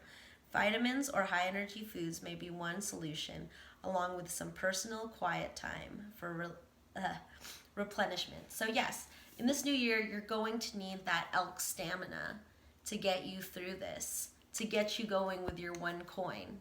You're ready. I see like this merman putting this in a ride, and you're gonna start your ride. The one coin, you get one coin to ride. Then we have number 12, the porcupine.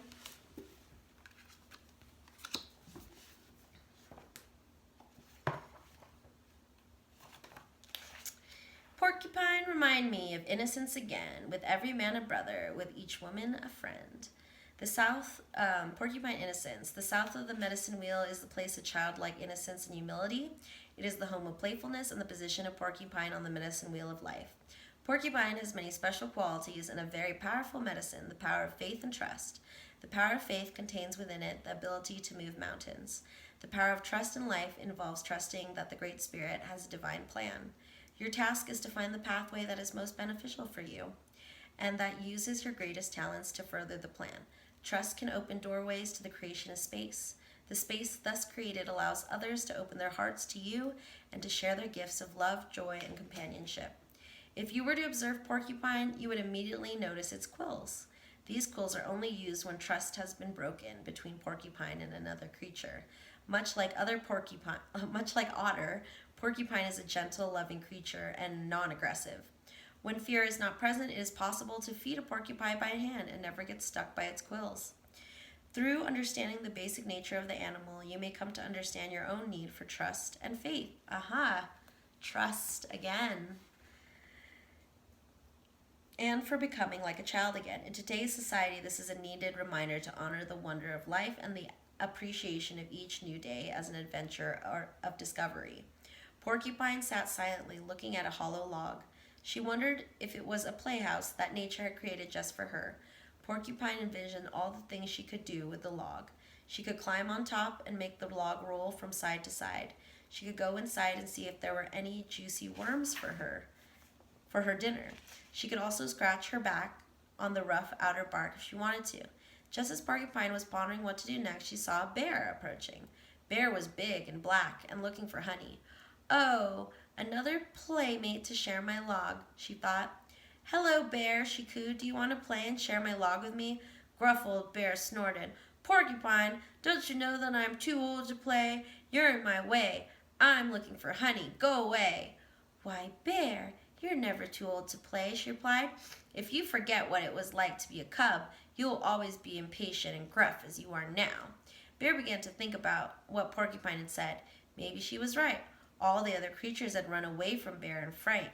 Even the other bears had turned up their noses when he growled at them. The little porcupine was certainly trusting him not to eat her. She even offered to be his friend. The old bear looked at Porcupine and began to feel something more move inside him. He started to remember the games he had played as a cub. Joy started to live in him again. Little Porcupine, you have reminded me that in becoming strong and seeking answers, I got caught in trying to be an intellectual. I became afraid of what others would think if I dropped my mask of gruffness. I was afraid they wouldn't take me seriously anymore. You have taught me that in being a fuddy-duddy, I was causing others not to care for me. Thank you. I'd love to play with this old log. And so it was that Bear became childlike again and learned the innocence of Porcupine. In choosing the Porcupine card, you have given yourself a gentle reminder not to get caught in the chaos of the adult world, where fear, greed, and suffering are commonplace. The medicine in this card is that of relief from seriousness and severity. Yes, getting that relief from all that worry time you've been doing is to put in playtime. What is playtime to you? Once you open your heart to those things that gave you joy as a child, remember the preciousness of fantasy and imagination and making of some game or toy from nothing but scraps. Honor the playfulness of spirit that lets everyone win. So that's great energy, especially when you got this trust card, to trust in that innocence that you have, that you've been working so hard that you need to start playing and figuring out what that means to you. And then we have owl energy in reverse, which is number 21.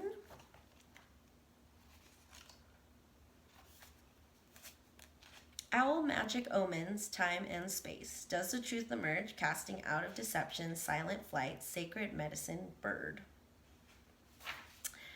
Contrary, if you have owl upside down in your cards, you've been greatly deceived by either yourself or another. Perhaps witchcraft or black magic is being used against you. Or maybe you're using witchcraft or sorcery to aid you when you should be praying and asking the Great Spirit for guidance. The message is to befriend the darkness inside you. Look deeply and soon the bright light of dawn will illuminate you. Then ask yourself what you are in the dark about. How and by whom are you being deceived? Have you lied to yourself about someone or something? Are you being greatly deceived or just slightly deceived? Owl tells you to keep an eye on your property and your loved ones. Remember that owl is always asking, who? So yes, in that innocence, also be cautious, but I'm also getting that you're afraid to go into your darkness, to find that intuition, that moon energy, but that's where your power lies. So look deeper into what scares you. Does any sort of self-reflection scare you? Go into that. Go towards what scares you. That's what I'm getting from that reverse owl energy.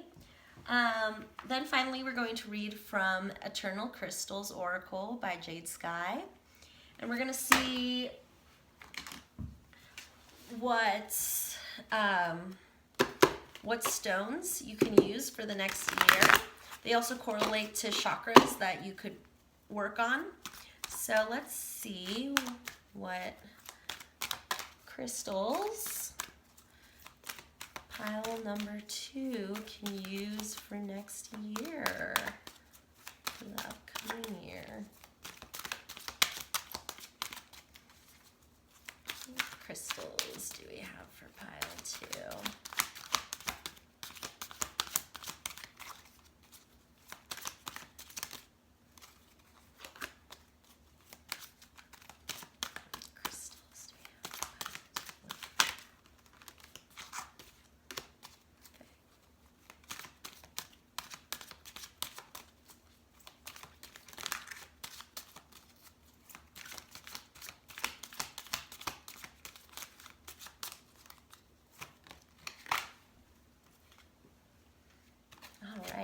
Beautiful cards. So we have 42, Unakite, live in the present, heart chakra, and I do have an Unakite bracelet, and Unakite has really been helpful in helping me stay focused in the present moment. So we'll get into that in a moment. 23, Labradorite, psychic ability, third eye chakra. So this correlates to this calling that Spirit has for you to go into that realm of the third eye, looking past what is in your physical reality. That's why you have crow and owl energy with the moon. It's like you have a great psychic ability and great power within your intuition. You just need to use it. You need to use that. It's like having a sports car in your garage, and you know it's there, you know it works, but you're too afraid to take it out for a drive. It's just there collecting dust. So use that intuition, drive it out. Start looking into things. But I think after this reading, things are going to start triggering your intuition and signaling to you where you need to go with that. And then we have Dioptes, direction, heart chakra. All right, so let's read about Unakite. There.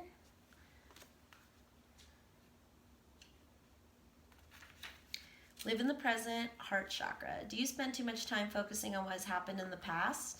Exactly like this card. It's focusing on what happened in the past. Are you constantly trying to plan for the future? Have you noticed that you haven't had much time to enjoy and live in the present? Unakite has appeared to encourage you to be fully present. It's time for you to enjoy what is around you now. Be grateful for the experiences that you have been through in the past.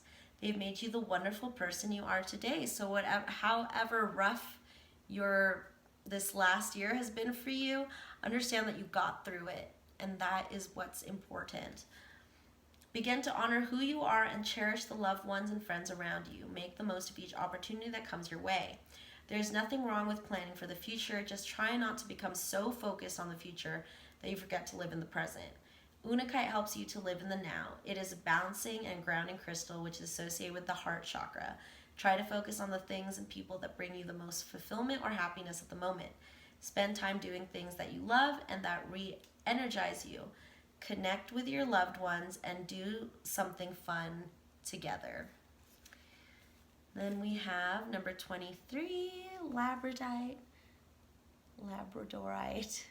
Psychic ability, third eye chakra.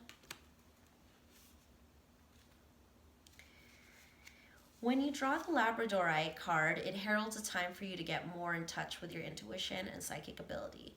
You've been born with your own unique psychic gifts. Trust in these gifts and know that you're truly connecting with your spirit guides and angels. Do not be afraid of your psychic abilities. You may receive your psychic information through premonitions, your dreams, or through being clairsentient, which is when you feel something physically. It's an inner knowing. You may also receive psychic information through clairvoyance, which is seeing something with your third eye or inner gifts. If you're already aware of your psychic gifts, Labradorite is here today to make you aware that you need to reawaken these gifts or prepare for a boost in your intuition. Your spirit guides have been trying to get your attention. They want to work more closely with you. Notice any signs you receive or feeling that you may have. You may be inspired to attend some spiritual seminars or retreats, or you may feel drawn to a particular spiritual book, which will help you enhance your psychic skills. Exactly. Pile 2. Everything said in that last paragraph about just being guided to things, that is what's going to happen. And I also own a Labradorite stone. And it was one of my first stones I got when I started collecting crystals. And it was because I was just discovering my psychic abilities, and I wanted to heighten that and get also connected to talking to spirit guides, connecting to the other side, past the veil. And Labradorite is a perfect keystone, like they have in Harry Potter, where you touch it and then you're off to a different realm. Then we have 15, dioptes, direction, heart chakra. Number 15, dioptes, direction. Are you feeling stuck in a rut? Not sure which way you should turn? Do you need some help with deciding which direction you should take? Dioptes is here today to help you weigh up your options and choose a direction to follow. The energy of this stone will help you become clearer about what you do want to achieve. You may feel like you've been wasting time, wandering aimlessly about of late. That time of confusion and stagnation is now over, and it is making way for a period of great focus and achievement. If you already know what direction you want to take this as a sign that you are on the right path. Just stay true to what you want. Don't worry about what other people think. Focus solely on what it is that you are doing. When you remain positive, strong, and driven, more abundance and opportunities will come your way. Trust in the universe as you follow your dreams. Release your need to control the outcomes. Dioptes is associated with the heart chakra. It facilitates work on your inner child and relationships and helps you heal your heart so you can make true progress. And what I believe is if you clear your heart chakra and you're focused on your material world, that is going to open abundance. I think I feel like the association with green, with the heart chakra, is also with green, money, material abundance. So work with your heart chakra. I think if you clear that heart chakra up, you're going to open yourself up to more opportunities. If you open up your heart, you'll be open to more opportunities to, say, making money and earning more money, if that's what you need right now. All right, now we're going to get some divination blocks.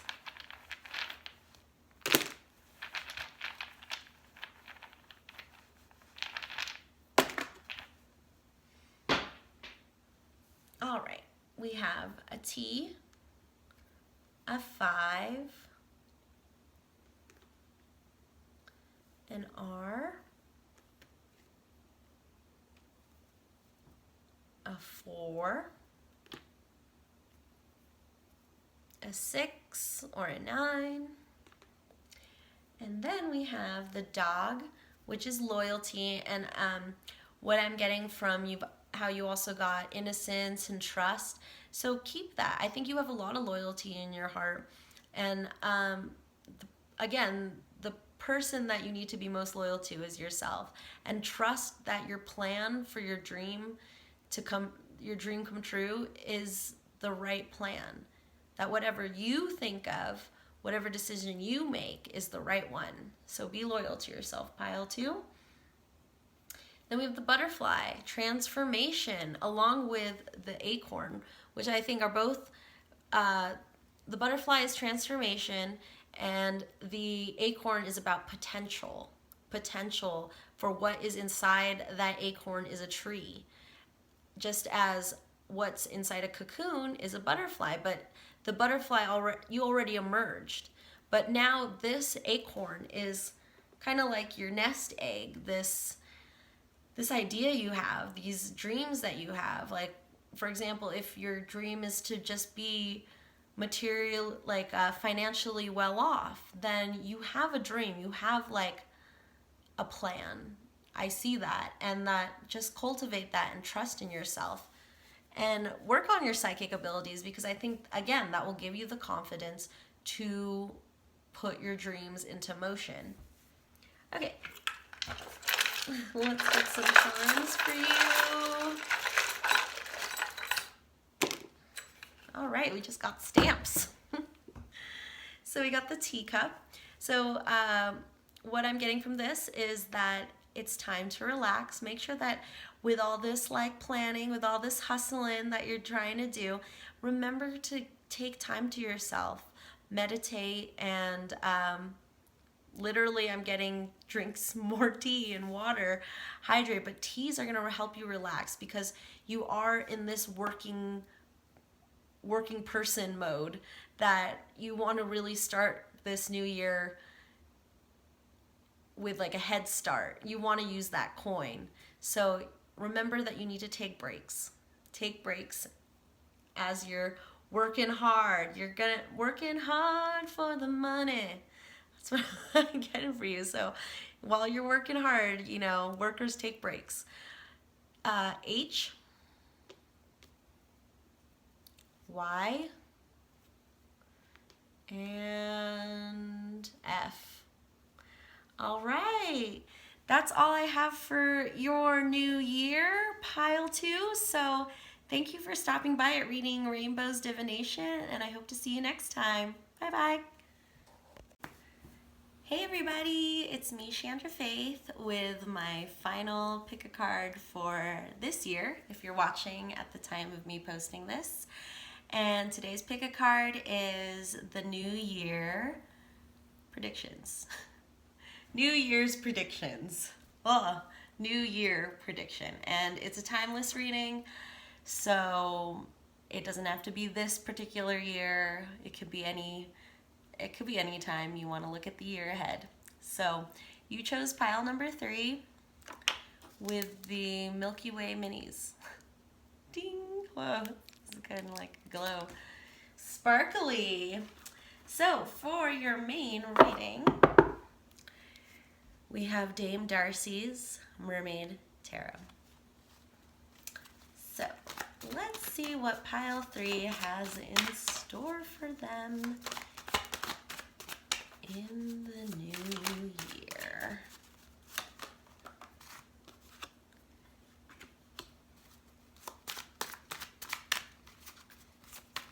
So we have for pile 3 in the new year.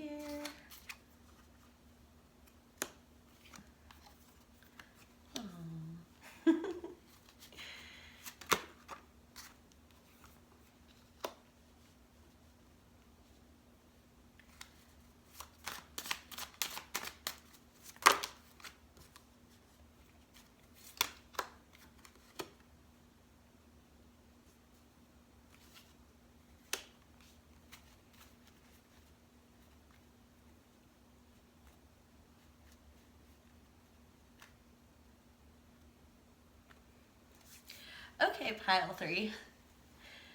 You have 10 of Swords, clarified by, scoot it a little bit, the Wheel of Fortune, and we have the Knight of Pentacles, clarified by the 3 of Wands, 4 of Wands, 9 of Cups, and your bottom of the deck energy is 9 of Wands, very guarded. You're preparing to, you've built up all your wands through this past year, and you're using it as a defense. You want to be prepared because look what happened to you this year. Oof, that hurts. But it was a part of that Wheel of Fortune. And the other piles got the 9 of Swords, so it wasn't a great year for them. But I don't mean that it wasn't a good thing that these challenges happened to you. It was actually what was moving your path with this Wheel of Fortune. But since you have, I'm just going to skip ahead to this front portion right here. And since you have the 4 of Wands, clarified by the 9 of Cups, you're on the cusp of, there's this big relationship that I'm seeing that is on the cusp of this new year. You have this Knight of Pentacles, this person who's coming in slowly. And you could also be mirroring this person and coming in slowly to the relationship. What I'm saying is both of you are both cautiously going towards this relationship, and you're both looking out towards the possibilities of what you've gone through so far. So there could be a separation between the two of you, and you're getting closer to that relationship, either physically or emotionally. But yeah, it just seems like this new year is focused on this new relationship. And so yeah, like I was talking about, but the Nine of Wands, you're still very guarded, and he's guarded, and he's camouflaged, he's blending in. But yeah, you're guarded because of all this pain you've gone through in your past, especially through this past year. It has been a rough and tumble ride. So, let's see. We're going to read from the Fairy Tale Oracle and see what story or stories come up for you, pile 3, for your new year.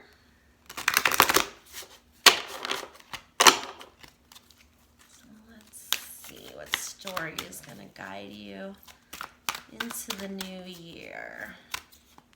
Here we go.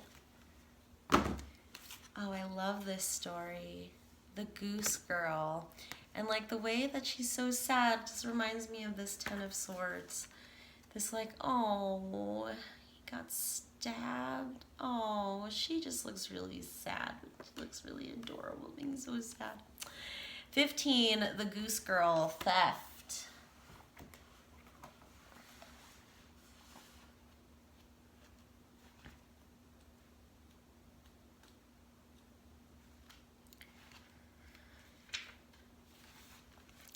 When the hour for departure drew near, the old queen went to her bedroom. Taking a small knife, she cut her fingers until they bled. Then she held a white handkerchief beneath them and let 3 drops of blood fall upon it.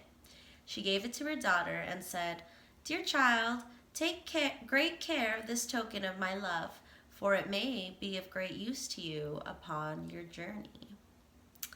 A young princess sets out on a long journey to marry a prince. Her mother, a widowed queen, gives her only daughter a protective charm, 3 drops of her own royal blood upon a snow-white handkerchief, and a golden goblet from which to drink. The princess will take this journey upon her beloved horse, the wondrous Falada, who has an extraordinary talent. He can talk. She is to be accompanied by her maidservant. And so the 2 women, one royal, one a servant, set out upon the journey to destiny. After hours of travel, the castle is far behind them. Thirsty, the princess asks the servant to fetch her water in the golden cup, but the maidservant tells her shortly to get it for herself. She will not give the princess the golden goblet. So the queen's daughter cups her hand to the flowing water of the river and drinks. While leaning over, the 3 drops of blood somehow speaks, sighing that if her mother knew how she was being treated, her heart would be broken. A second time, the princess stops and asks for water. Again, the servant refuses. The princess, shocked, drinks again from the stream, and again her mother's charm sighs, speaking of how wrong this treatment is and to beware. The princess is so shocked at the warning, she tumbles forward into the stream, and the handkerchief with her mother's blood and her magical protection is lost. With the golden goblet in the keeping of the maid, the blessing of the mother lost, the maid makes her move and demands the princess strip and swap clothes with her. She explains that she's going to be the princess. She will marry her intended, and if the princess speaks a word, the maid will kill her. She forces her to swear an oath of silence that she'll never speak to another person of this crime. The princess, disabled by her own gentleness and sheltered life, obeys and agrees, and so begins her life as a servant, and ultimately as the goose girl in the kingdom she was once meant to rule over. This story seems a simple one of true identity and injustice. It also seems to be about, at its heart, overcoming intimidation and restoration. But this tale is also deeply magical. The charm given to the princess is one of the most potent of fairy tale symbols. The river is the place where her true self is lost, and from that point forward, she is no longer able to speak her truth to a single person. The loss of the protection of her mother is the catalyst for change within this tale. When we lose who we are, our ancestral link, our stories, our connection to place and to land and to blood, we are lost, and our identity can be taken, and we can be bullied and intimidated into giving up our power, even our true selves. And so the maid takes the goblet, takes the princess's horse, the noble Falada, and then she takes her destiny. The prince is fooled, for he sees only the maid's fine garments and her pretty face. But the old king can see the young servant's dignity, beauty, and grace. Even so, the false princess has Falada's head cut off, so he cannot share the truth with anyone, and she hangs his head over the gates of the castle to remind the goose girl of what her fate will be if she speaks out against the false princess. Each day she tends the geese, combs out her hair, golden strands flying in the breeze, and speaks with Falada's head beneath the gates of the castle, sharing her burdens and fears. Their friendship continues even after death. The king sees her speaking with Falada, and even though she refuses to share with him what it was she spoke of, he convinces her that she must share her tale with an iron stove, a place of ironclad safety where no soul will hear her. Her story spills out, her heartbreak over the murder of Falada, the golden cup, the loss of her mother's gift, and how ashamed she is letting both her mother and her dead father down. The king, now aware of the deception, asks the false princess what she would do should someone steal a true princess's identity, slaughter a magical beast, steal a mother's charm, and deceive a prince and a king. The false princess declares that she would send this person rolling down a steep hill, trapped within a barrel studded with the sharpest of nails. The king declares this to be her fate, frees the goose girl, and restores her to her royal status.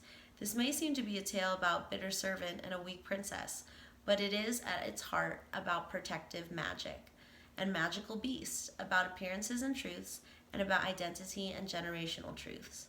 There is a rich vein of symbolism in this beautiful tale, and so when this card comes through, know that someone extremely honorable has been wronged, and their work, their special signature, has been stolen from them. The truth must come out. If any have stolen or taken what belongs to you, metaphorically or actually from you, it shall be restored to the rightful owner. It also speaks of how the cruelty of a malevolent and jealous soul wishes upon an innocent other will only return to them. There will be a balance and a reckoning. Again, the strong connection with the nobility exists beyond death. Falada's magic continues. It cannot be killed, nor can the truth. Justice will be done. Allies continue to do their work on your behalf. And even when the protection of parents vanishes, your own integrity and nature will see you through. Truth pours forth, and the old king, wise and perceptive, hears all her words and knows the truth for himself for the first time. She may have lost her status, but her nature is still noble. After 3 days of tending the geese, her story becomes known. The false princess punished cruelly after choosing the punishment for herself, and the prince learns wisdom and how easily fooled he was. Falada stays half within this world, half within another, and the princess does not forget what it is to be left out, and is kind and fair queen in her turn. Meaning identity theft, authenticity, question, blood magic, justice, intimidation, wisdom. There will be those who envy you and try to take what is yours. No, you have your own ancestral guides and strong family ties. Believe justice will be done and the truth will be revealed. Know that who you are cannot be copied. You're protected and cared for. Your status is not why you are loved. Story collected by the Brothers Grimm. So this really goes with this Ten of Swords, Wheel of Fortune. I feel like you not literally, I don't know if anyone literally got stabbed in the back this year, but there is this backstabbing that happened, and justice is going to be served to you.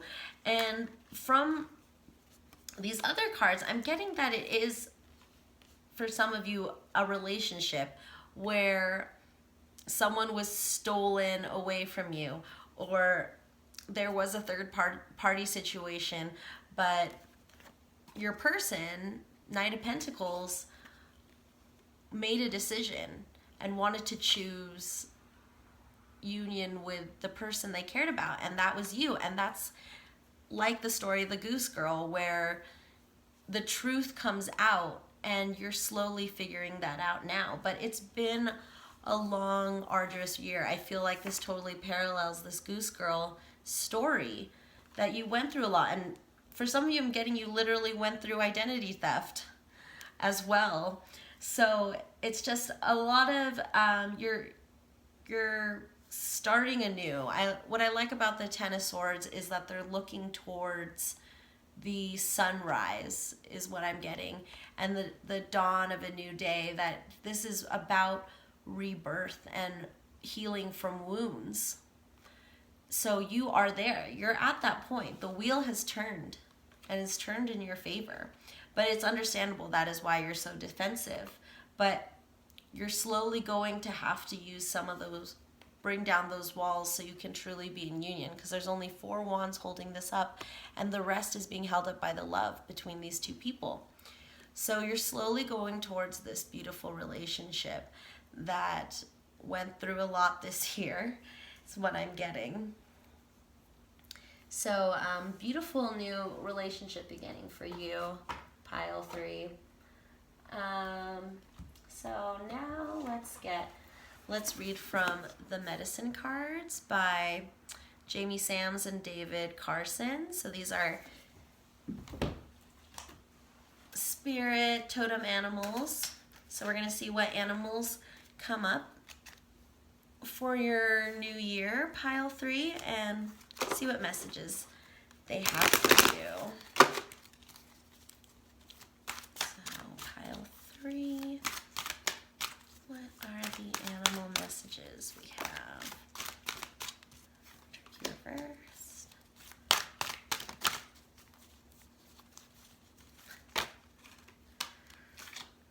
McCall reversed.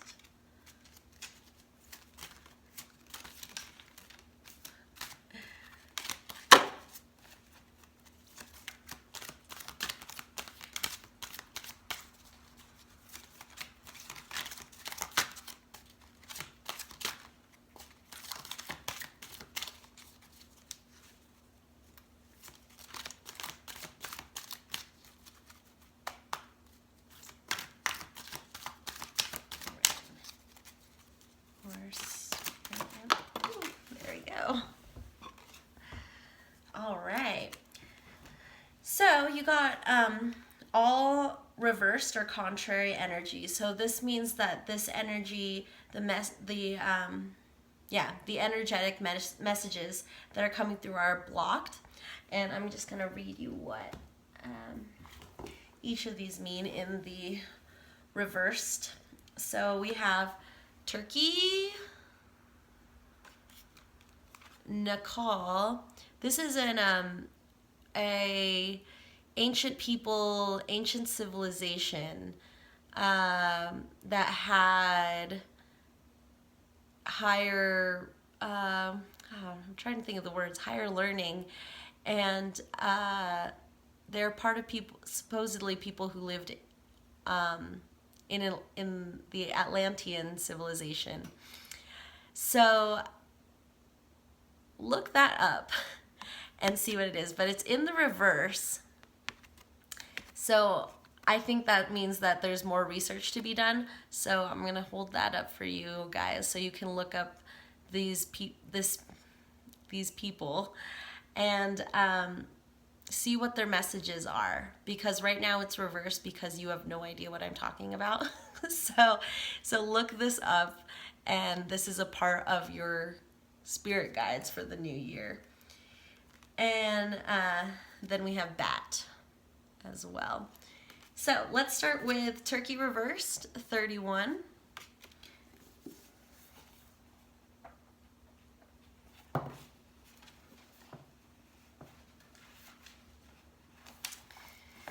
Oh, brother Turkey, so freely you give of everything that you are, so others may truly live. Contrary, there are several aspects to pulling the gobbler card in the reverse position. Are you gobbling up anything and everything out of fear or lack, or out of fear of lack? Or are you holding on too tight and refusing to let go of a dime for charity? It could be that the Scrooge in you has grown accustomed to the miserly aspect of living. If not, you might look at the possibility that you are fearful of spending money at this time. Another aspect of contrary gobbling is the idea that the world owes you something and that you do not need to recycle the energy. The buck stops here may only mean that it stops in your bank account. On all levels of this contrary message, the keynote is that generosity of spirit is being neglected. This can be toward self or toward others. Remember, never give to receive. That is manipulation. Giving is without regret and with a joyful heart, or the giveaway, it has lost its true meaning. So for your reading, pile 3, I think that the giving is of your affection, of your heart, especially to this person in your life who you're opening up to, and that for some of you, you've literally fought for to bring in your life, or have done things to make space for them in your life, but also you're hurt from your past. So you're really, really guarded. And so the reverse turkey is that closed offness, that inability to give. And so if you're not able to give, then you're not able to receive. So you're just at this standstill. That's why you're hiding in here. And you want to be open to this relationship. You've wanted this relationship. The Four of Wands is a happy union, a solid foundation based on love. And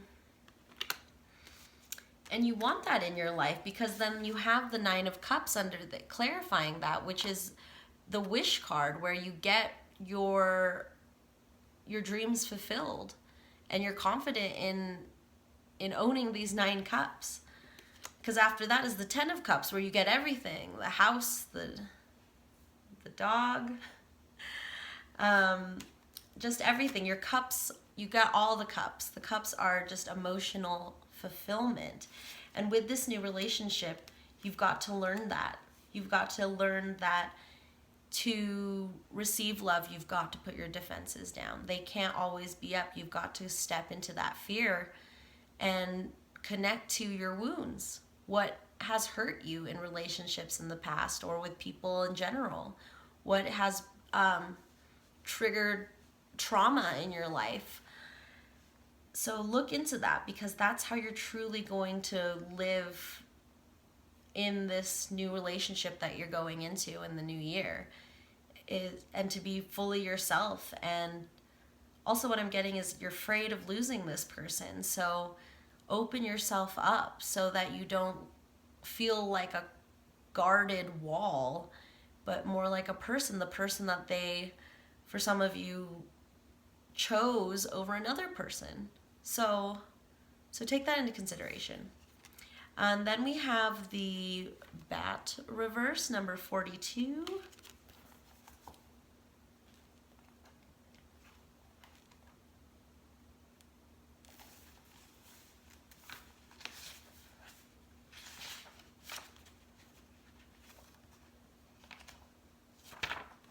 Okay. Sacred Bat flew to, Bat is rebirth, which is also the 10 of Swords is rebirth. So yeah, you're going through that process.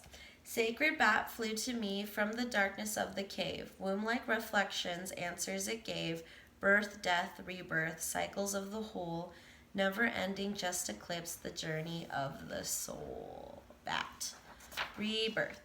Contrary. If Bat is still hanging upside down in the cave and immersed in darkness, you have met its contrary medicine. This position leads to stagnation of the spirit and a refusal to acknowledge your true destiny, which is always to use the talents you have to the fullest. Is there some area of your life that has dammed up and therefore stopped your desire to create? If so, look at surrendering to the death of that stagnation. Bat can also imply that in the reversal of your natural cycle of rebirth, you're trying to go at life in a backward mode. This is a breech birth in a sense. This type of occluded understanding of how to go about freeing yourself can lead to a stillbirth if you struggle too long in the birth canal. Yeah, I'm seeing that 10 of Swords energy again, like I feel like stabbing yourself in the foot. Like there's just, you're the one who's blocking yourself, or you're the one, I'm imagining like someone holding their breath and being like, I can't breathe, but they're the ones who's holding their breath. That can also imply that in the reversal of your natural cycle of rebirth, you're trying to go at life in a backward mode. Oh, I already read that.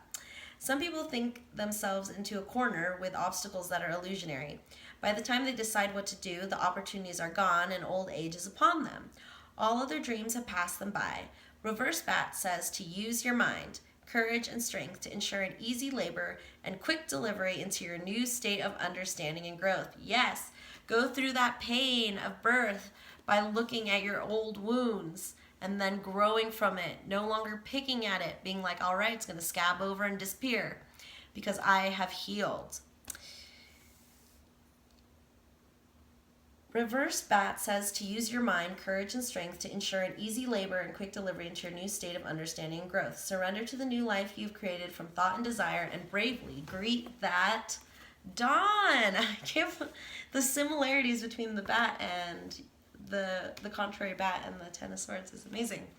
If you are concerned with today and tomorrow, but not much further, you may forget to see further down the road. Tribal teachings say that you are responsible for future generations because you are the ancestors of the future. Whatever you do today will affect the next 7 generations.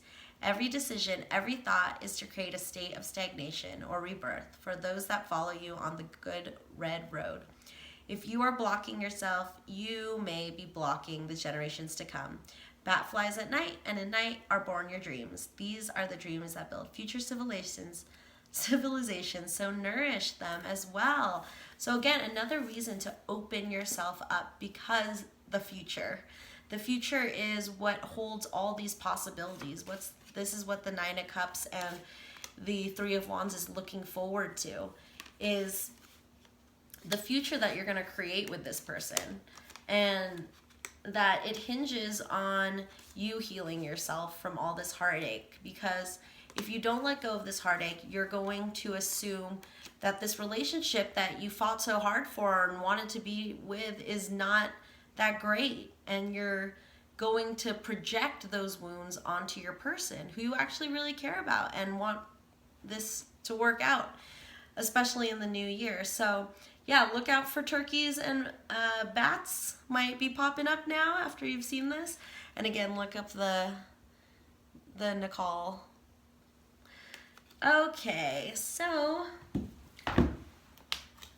our final book we're gonna read from is the Eternal Crystals Oracle Cards by Jade Sky.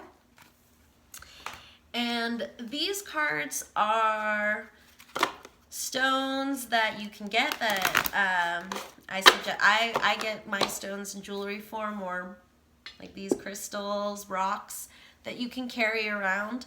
And they also represent different chakras that you can work on in the new year.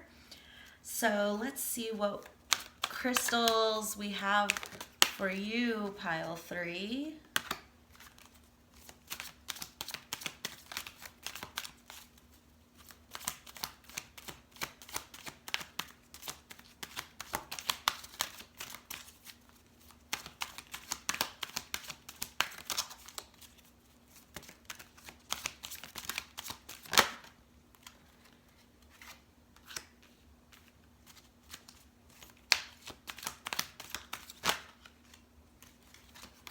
All right. Wow. Really focus on your root chakra, pile 3, because you've got 19, hematite, mental strength, root chakra. 32, pipestone / catalanite, ancestors, root chakra. Number 9, carnelian, self-confidence, root and sacral chakras. So bingo. 3 root chakras and a sacral. So yes, that grounding, because I feel like, I keep showing this card, but I feel like this is for you to just be like, haha, yes, this was my year. This is how I felt most of this year.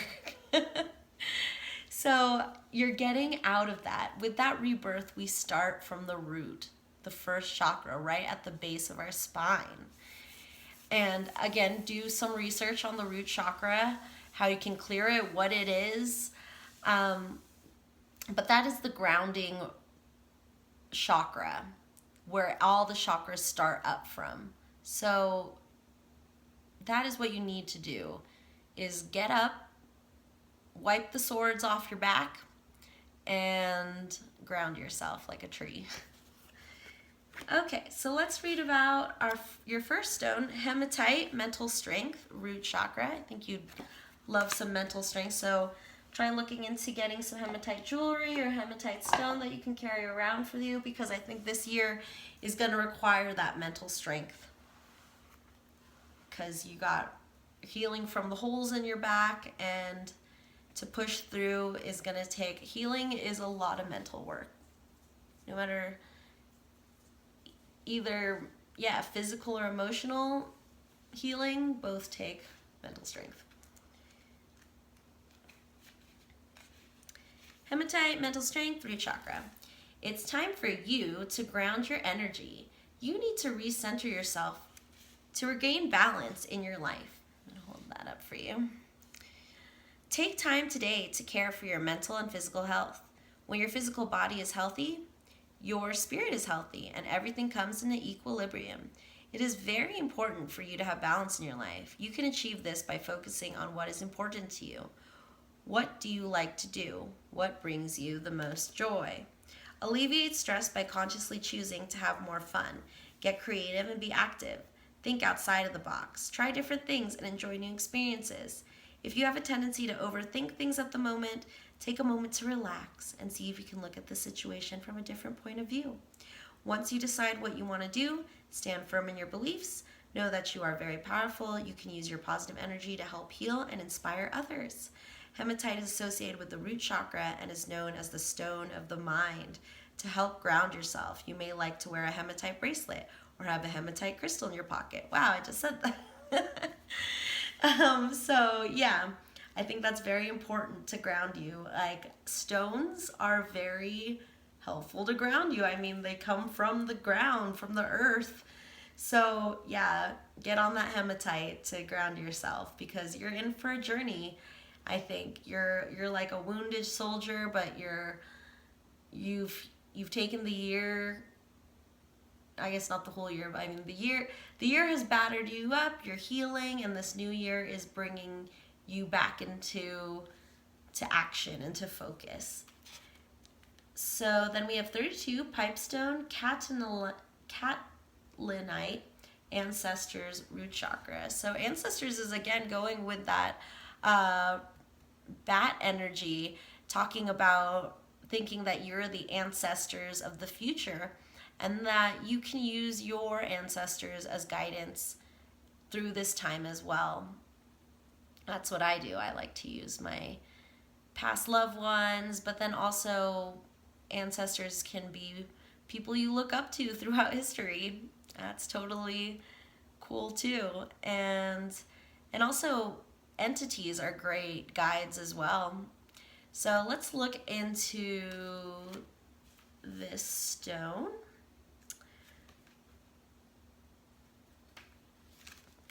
(32) Pipestone, catlinite, ancestors, root chakra.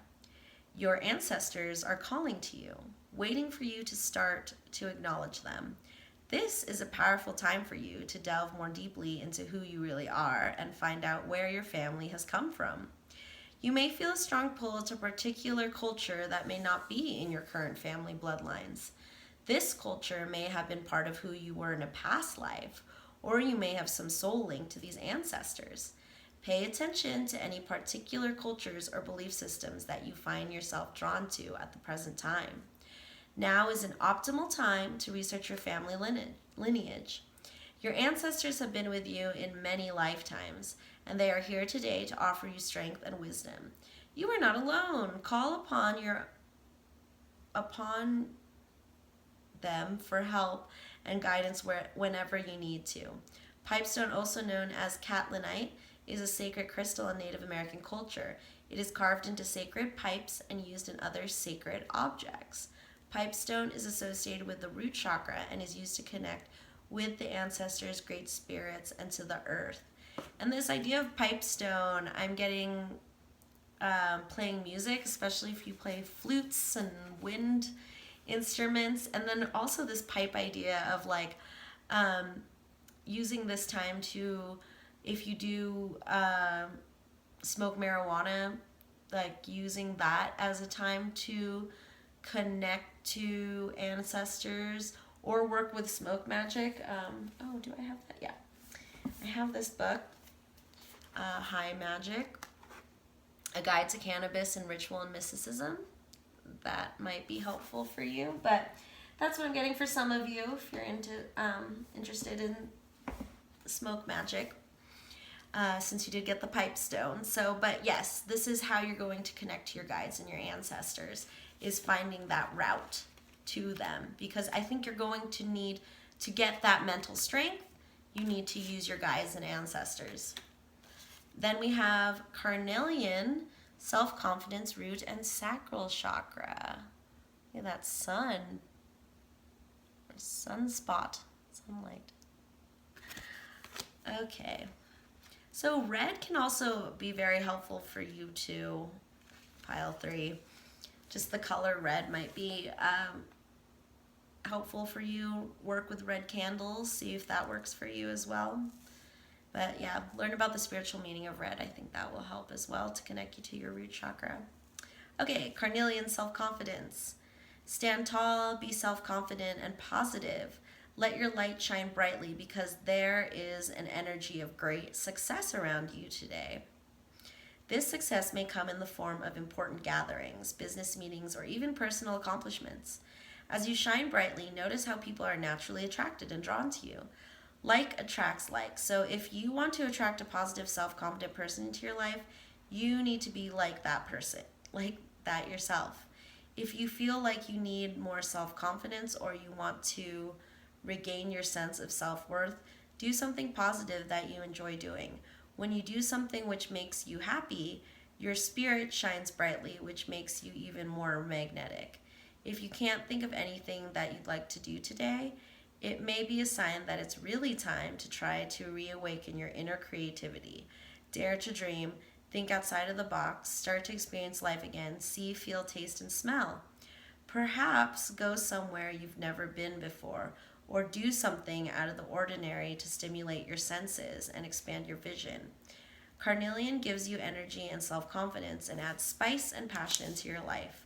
It also encourages you to think clearly about what you want to accomplish in your life and to focus on what you would like to achieve. Think about what you need to do to make that happen, and then take the first step towards one of your goals. So carnelian is another stone that I recommend getting jewelry or just a stone to carry around with you, because of its amplifying self-confidence. That we always need a boost of self-confidence throughout the day. So especially in moments when you need that extra boost, carry that around or wear it. And again, the red will help you too with your confidence. Okay, so now let's get some divination blocks for you, pile 3.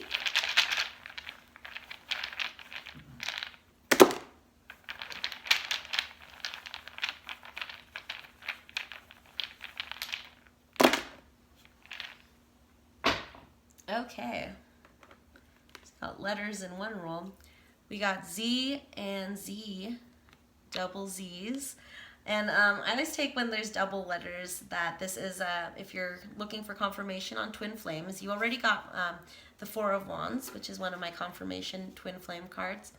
But that double Z's, this could also be a Z, but it's an N.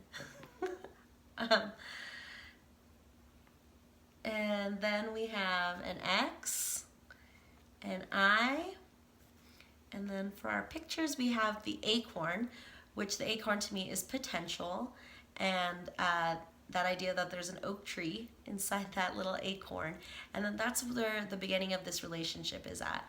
You're ready to bury that acorn. You need darkness to grow, so that's you healing your wounds, and there from that, this beautiful 4 of Wands relationship can grow out of that. Then we have the duck. For some reason, I'm imagining the duck is like swimming along here and hanging out with this couple. But the duck here, I think, is both adaptability and resilience is what I'm getting, and how just like the idea of like water rolling off a duck's back, like you're not affected by things people say or do, that you're very confident. Again, that's self-confidence. And just like adapting to your situations and deciding if you need to swim or fly or walk. Like ducks can do all those things, very versatile. And ducks, look up the spiritual meaning of ducks, and ducks might start popping up, start quacking up around you. And then we have the turtle. So the turtle, from this turtle, reminds me of poking your head out of your safety zone and remembering that when you have a solid grasp on your self-worth, your home is always on your back, and you can always go within yourself and protect yourself if, you know, tough life gets hard and you need that mental strength.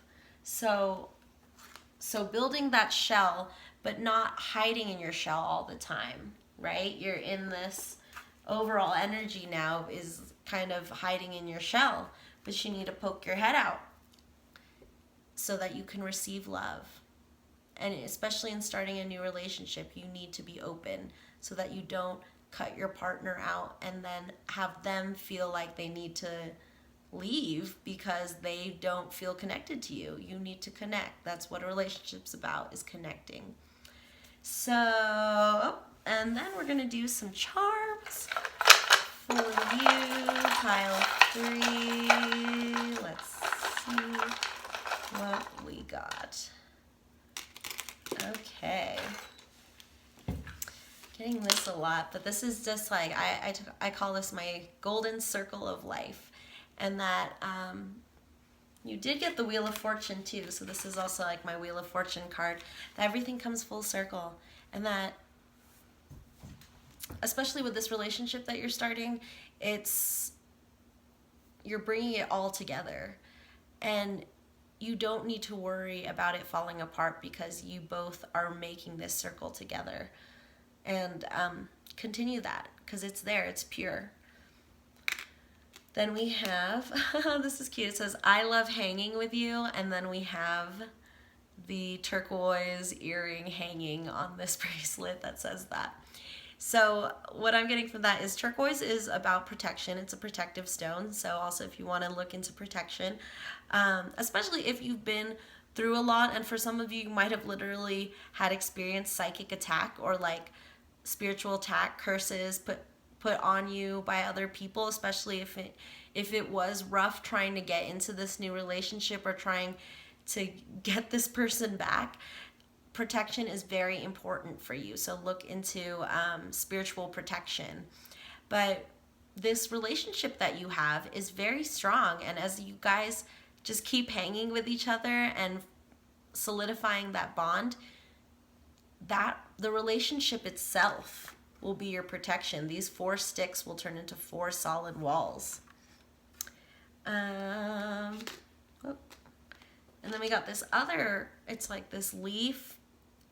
What I'm getting from this is like fall. So fall might be significant to you, and that you're, that I feel like you're transforming. Like this leaf, it's kind of like a progression. Like this leaf is turning into this bead, which is turning into this more sparkly diamond looking thing. So it's like from leaf to bead to diamond. You're slowly, magically changing, but you are facilitating the magic. You are the magician. And then we got a 2 on our dice that popped out. And dice can also mean, what I'm getting from this dice is that this relationship was a gamble. It was something you had high hopes for, and you weren't sure like if it was a third party situation, if they would choose you, and now they've chosen you, so it's still kind of rocky, kind of rough, and it just feels new, and you're still like, wow, I can't believe I won, or like it just felt like a really intense gamble. Somehow you made it through, but I mean, I feel like with these 2 cards together, it's like, oh, you're done gambling. You're like, I want some solid ground now. Please. So we have an S,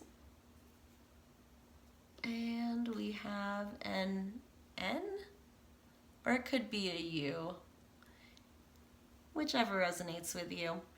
But yeah, that's all I have for you, Pile 3. Have a wonderful new year and year ahead, and I'll see you next time at the next pick a card reading. Bye.